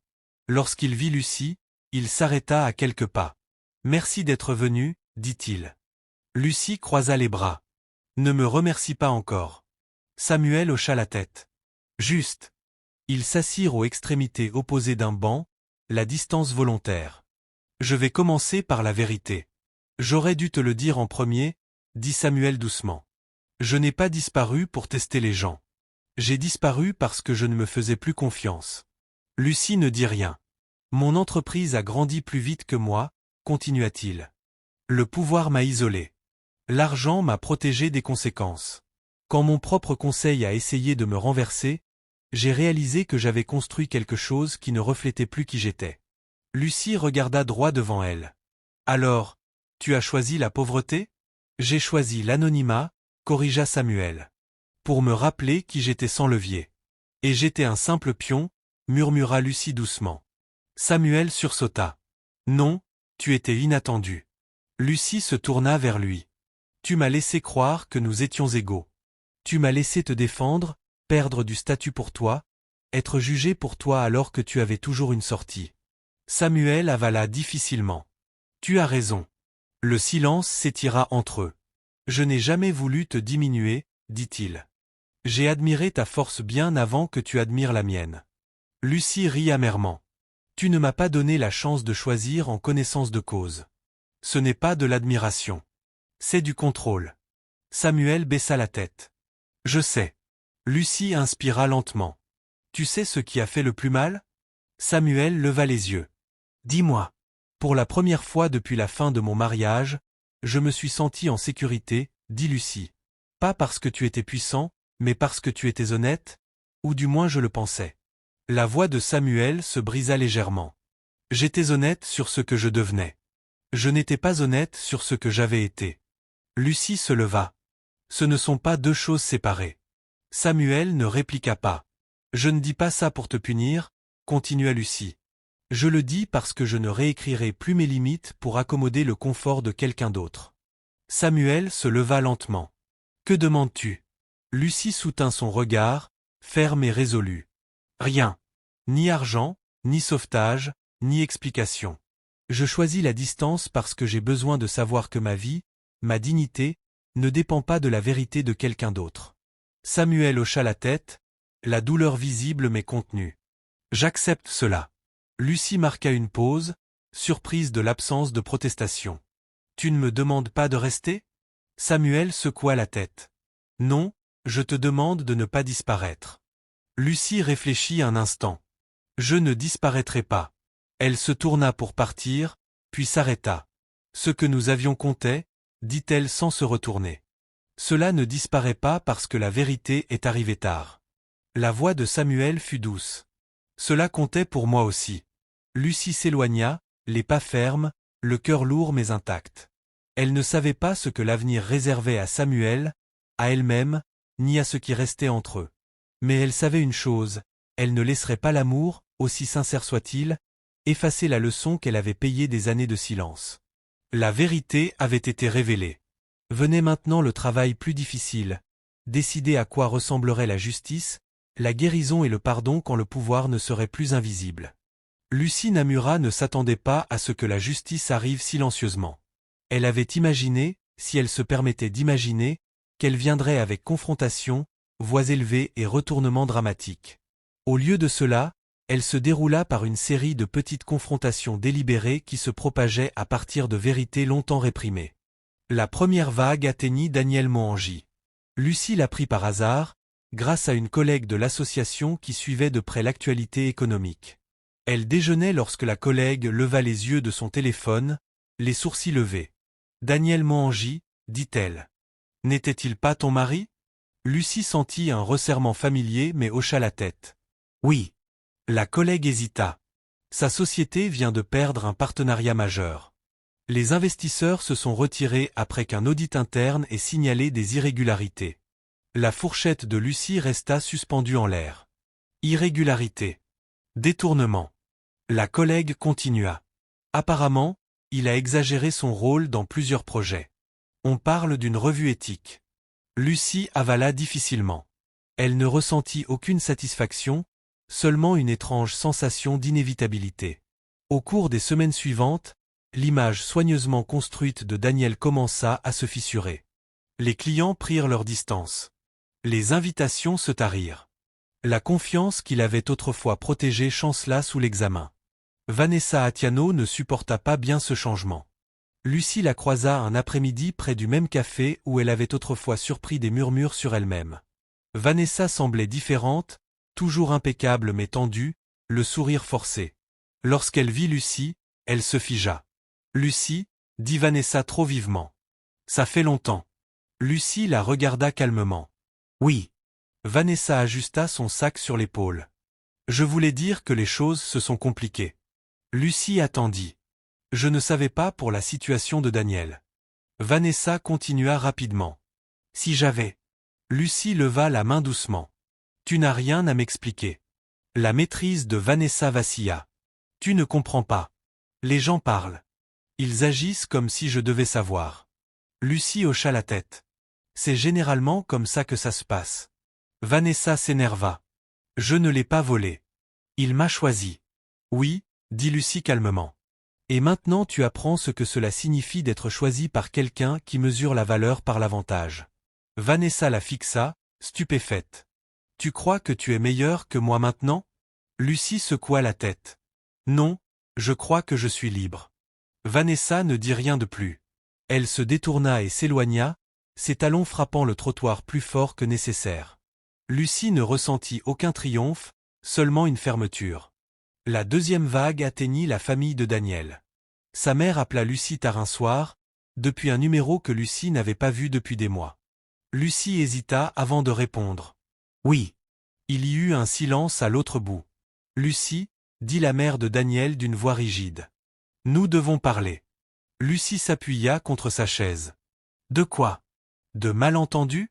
La femme répondit. « De la façon dont ça s'est terminé. » Lucie ferma les yeux un instant. « Je ne crois pas qu'il y ait eu de malentendus. » Un autre silence. Daniel est sous beaucoup de pression. Il a fait des erreurs.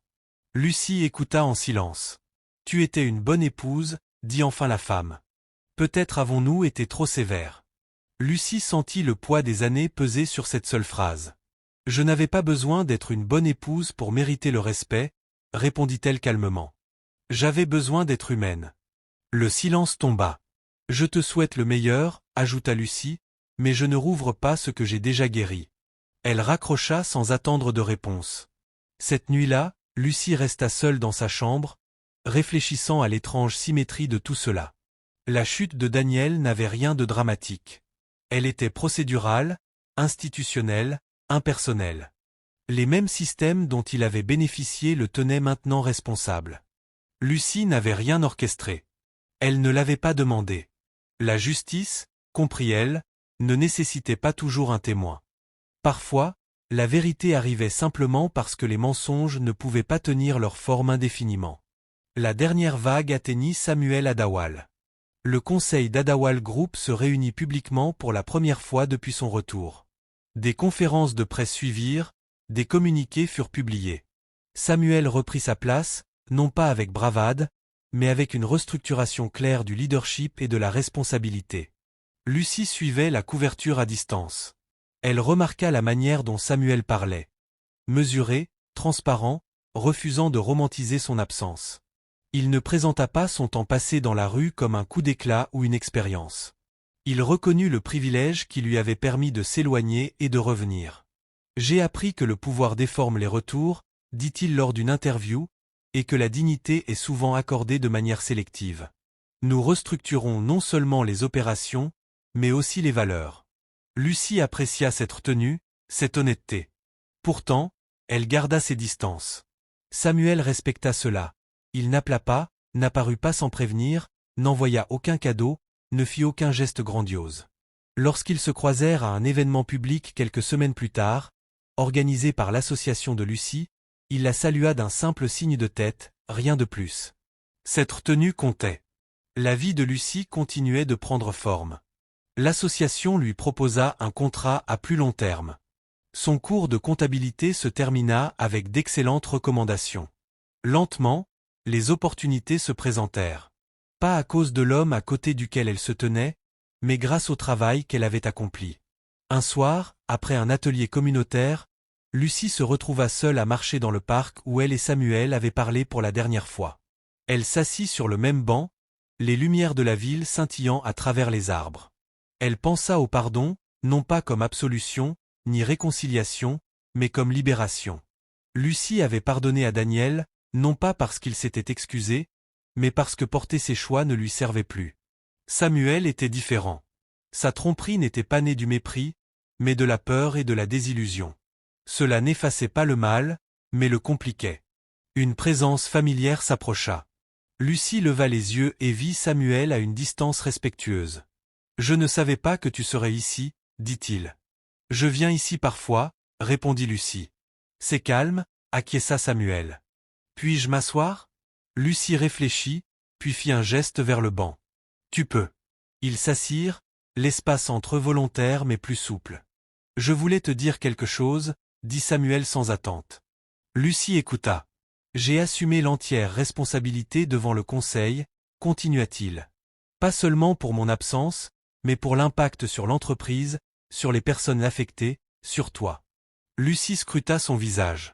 Il avait l'air fatigué, ancré. « Je ne demande pas le pardon, » ajouta Samuel. « Je te le dis parce que la responsabilité compte, même quand il n'y a pas de récompense. » Lucie inspira lentement. « Merci. » Ils restèrent silencieux un moment. « Regrettes-tu » demanda Lucie enfin. Samuel réfléchit. « Je regrette de ne pas t'avoir fait confiance plus tôt avec la vérité.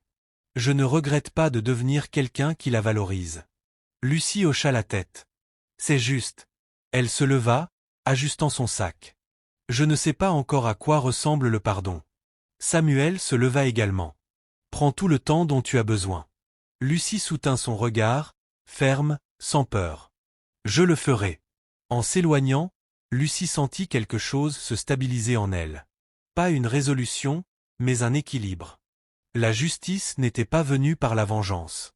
La guérison n'avait pas exigé de réconciliation, et la dignité n'avait pas été restaurée par la richesse ou le statut, mais par le respect des limites et l'acceptation des vérités.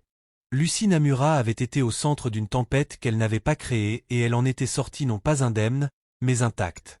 La vie de Lucie ne se transforma pas du jour au lendemain après que la justice eut trouvé son équilibre. Elle s'adoucit. Elle se stabilisa. Elle s'élargit. Les semaines qui suivirent sa dernière conversation avec Samuel furent calmes, non vides, mais volontairement dépouillées. Lucie s'appuya sur la routine avec une nouvelle conscience. Elle se leva tôt, non par anxiété, mais par choix. Elle marchait vers le travail les épaules détendues. Elle riait plus facilement. Quand des défis surgissaient, elle les affrontait sans réflexe de se recroqueviller. Pour la première fois de sa vie adulte, Lucie vivait sans excuse. L'association renouvela son contrat puis élargit son rôle. Son attention aux détails, son empathie pour les clientes et son autorité calme lui valurent rapidement la confiance. Elle devint une personne que les femmes demandaient par son nom, quelqu'un qui écoutait sans jugement, qui comprenait la reconstruction parce qu'elle l'avait vécue. Un après-midi, alors que Lucie animait une petite séance pour des femmes traversant divorce et déplacement, elle se surprit à prononcer des mots qu'elle n'avait pas planifiés. « Vous n'êtes redevable à personne de preuve de votre douleur, dit-elle doucement. Et vous n'avez pas besoin de permission pour reconstruire. » Les femmes hochèrent la tête, certaines pleurèrent.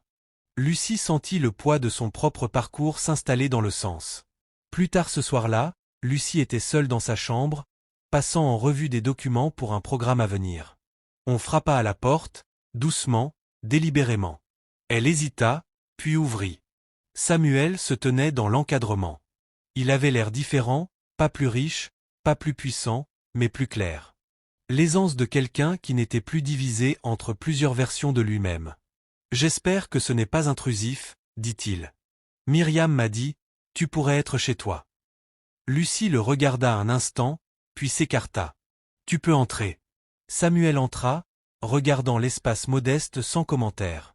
Il resta debout jusqu'à ce que Lucie fasse un geste vers une chaise. « Je ne resterai pas longtemps, dit-il.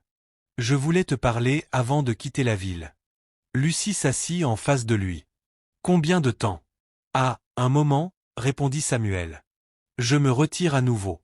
Pas pour disparaître, juste pour redistribuer le leadership.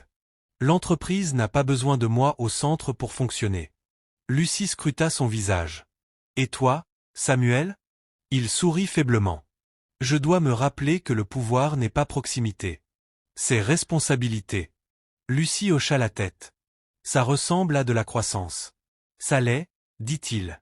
Et c'est grâce à toi. » Lucie leva la main doucement. « Non, c'est parce que tu as choisi d'écouter. » Samuel accepta la correction. « Je voulais te demander quelque chose, continua-t-il.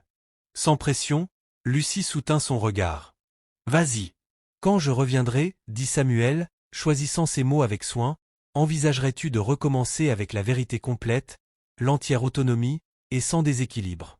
Lucie sentit la question s'installer, non comme une exigence, mais comme une proposition. Elle ne répondit pas immédiatement. Elle réfléchit à la femme qu'elle était lorsqu'elle avait rencontré Samuel pour la première fois. Fatiguée, déplacée, incertaine de sa valeur. Elle pensa à la femme qu'elle était maintenant. Ancrée, lucide, capable de se tenir seule sans peur. « Je ne dirai pas où il y a quelque chose pour lequel je ne suis pas prête, dit-elle calmement. Samuel hocha la tête. « Je ne voudrais pas que tu le fasses. Mais, continua Lucie, je ne dirai pas non par peur non plus. » L'expression de Samuel se radoucit. « J'ai besoin de temps, dit Lucie. Pas parce que je doute de toi, mais parce que je me fais confiance. » Samuel sourit. « C'est tout ce que j'espère entendre. » Ils se levèrent. Pas d'accolade, pas d'adieu dramatique, juste un respect mutuel. Quand Samuel partit, Lucie referma la porte et s'y appuya brièvement, non submergée, mais pensive. Le moment semblait complet, peu importe ce qui viendrait ensuite. Des mois passèrent. Le travail de Lucie s'élargit. Elle aida à lancer une nouvelle initiative pour soutenir les femmes quittant des mariages instables et des foyers dangereux. Le programme attira l'attention, pas de manière sensationnelle mais constante. Lucie prit la parole lors de panels, non pas en tant que victime, mais en tant que praticienne façonnée par l'expérience. Elle ne mentionna jamais Samuel. Elle n'en avait pas besoin. Un après-midi, Lucie croisa Daniel Mohangy par hasard. Il semblait plus petit, moins sûr de lui. Quand il la vit, il se figea. « Lucie, dit-il, tu as l'air bien. » Lucie sourit poliment. « Oui. » Daniel hésita. « Je voulais m'excuser pour tout. » Lucie l'étudia. Cet homme qui avait jadis défini ses limites. « Je n'ai pas besoin d'excuses pour avancer, dit-elle. Mais j'espère que tu apprends. » Daniel hocha la tête, châtié. « Je le fais. » Lucie lui souhaita du bien et continua son chemin sans se retourner. Cette nuit-là, Lucie se tenait sur son balcon, regardant les lumières de la ville s'étirer au loin. Elle ne ressentit ni nostalgie, ni amertume, seulement une gratitude silencieuse pour le chemin qu'elle avait choisi. Elle n'avait pas été sauvée. Elle avait survécu, reconstruit et redéfini sa vie. Quelques mois plus tard, Lucie reçut une lettre. Elle était manuscrite. Lucie, je suis dans une petite ville au bord de la côte. Pas de gros titres, pas de salle de conseil, juste du travail qui compte et des gens qui parlent honnêtement. Je ne sais pas où nos chemins nous mèneront, mais je sais une chose. Cette rencontre a changé la façon dont je mesure le succès. Quoi que tu choisisses, merci de m'avoir rappelé que la dignité ne se reçoit pas. Elle se pratique. Samuel. Lucie plia soigneusement la lettre et la rangea dans son tiroir, non pas comme une promesse, mais comme un chapitre reconnu. Elle ne se précipita pas vers l'avenir. Elle marcha vers lui avec assurance, entière et sans peur. Lucie Namura avait choisi l'amour une fois par compassion. Elle s'était choisie elle-même par courage. Et ce faisant, elle avait appris la vérité la plus puissante de toutes. Que la guérison ne nécessite pas de sauvetage, que la justice n'a pas besoin de vengeance, et que l'amour, le véritable amour, ne survit que là où vérité et dignité marchent côte à côte. L'histoire de Lucie Namura n'est pas celle d'une femme sauvée par la richesse, ni celle d'un homme dont l'argent aurait réécrit le destin. Elle raconte ce qui reste lorsque l'illusion disparaît, et qui nous choisissons de devenir dans cet espace. Lucie a été trahie d'une manière que beaucoup connaissent trop bien, non pas par une cruauté soudaine, mais par un effacement lent. Elle a donné sa loyauté là où on l'attendait, son silence là où il était récompensé, et sa patience là où elle était exigée. Et pourtant, elle a été écartée. Sa douleur nous rappelle une vérité difficile. Le sacrifice ne garantit pas le respect et l'endurance n'est pas synonyme d'amour. Ce qui a changé la vie de Lucie n'a pas été la découverte que Samuel était puissant. Ce fut le moment où elle réalisa qu'elle avait le droit d'être puissante elle aussi. Sans permission, sans validation, sans se tenir à côté du statut de quelqu'un d'autre, même lorsque la vérité brisait son sentiment de sécurité, Lucie refusa de reconstruire sa vie sur le seul confort. Elle choisit l'honnêteté plutôt que l'illusion, la dignité plutôt que l'approbation, et la confiance en soi plutôt que la peur. Le parcours de Samuel offre sa propre leçon. Le pouvoir, lorsqu'il n'est pas contrôlé, déforme à la fois la vision et la conscience. S'éloigner du privilège ne le rendit pas juste, mais cela le rendit responsable. Et la responsabilité, contrairement à la richesse, ne peut pas se cacher derrière l'influence. Le véritable changement commença non pas lorsqu'il reprit sa position, mais lorsqu'il accepta la responsabilité des dommages que son silence avait causés. Cette histoire nous rappelle que la guérison n'est pas dramatique. Elle est patiente. Elle ne précipite pas le pardon et n'exige pas la réconciliation au prix du respect de soi. La justice n'arrive pas toujours avec des applaudissements. Parfois, elle survient silencieusement, lorsque les gens sont enfin vus pour ce qu'ils sont, et non pour ce qu'ils prétendent être. Surtout, le parcours de Lucie nous enseigne que l'amour ne se mesure pas à combien nous endurons, mais à quel point nous sommes autorisés à être en sécurité. Le véritable amour ne demande pas de disparaître, de se réduire ou d'attendre dans l'ombre la vérité. Il se tient là où la dignité est honorée et où le choix est respecté. Si cette histoire vous a touché, nous serions ravis de connaître vos impressions. Quelle partie du parcours de Lucie a résonné avec votre propre expérience? Partagez vos réflexions dans les commentaires ci-dessous. Et si vous pensez que les histoires sur la guérison, la justice et la dignité humaine comptent, envisagez de vous abonner à la chaîne et de rester avec nous. Votre présence aide à maintenir ces histoires vivantes.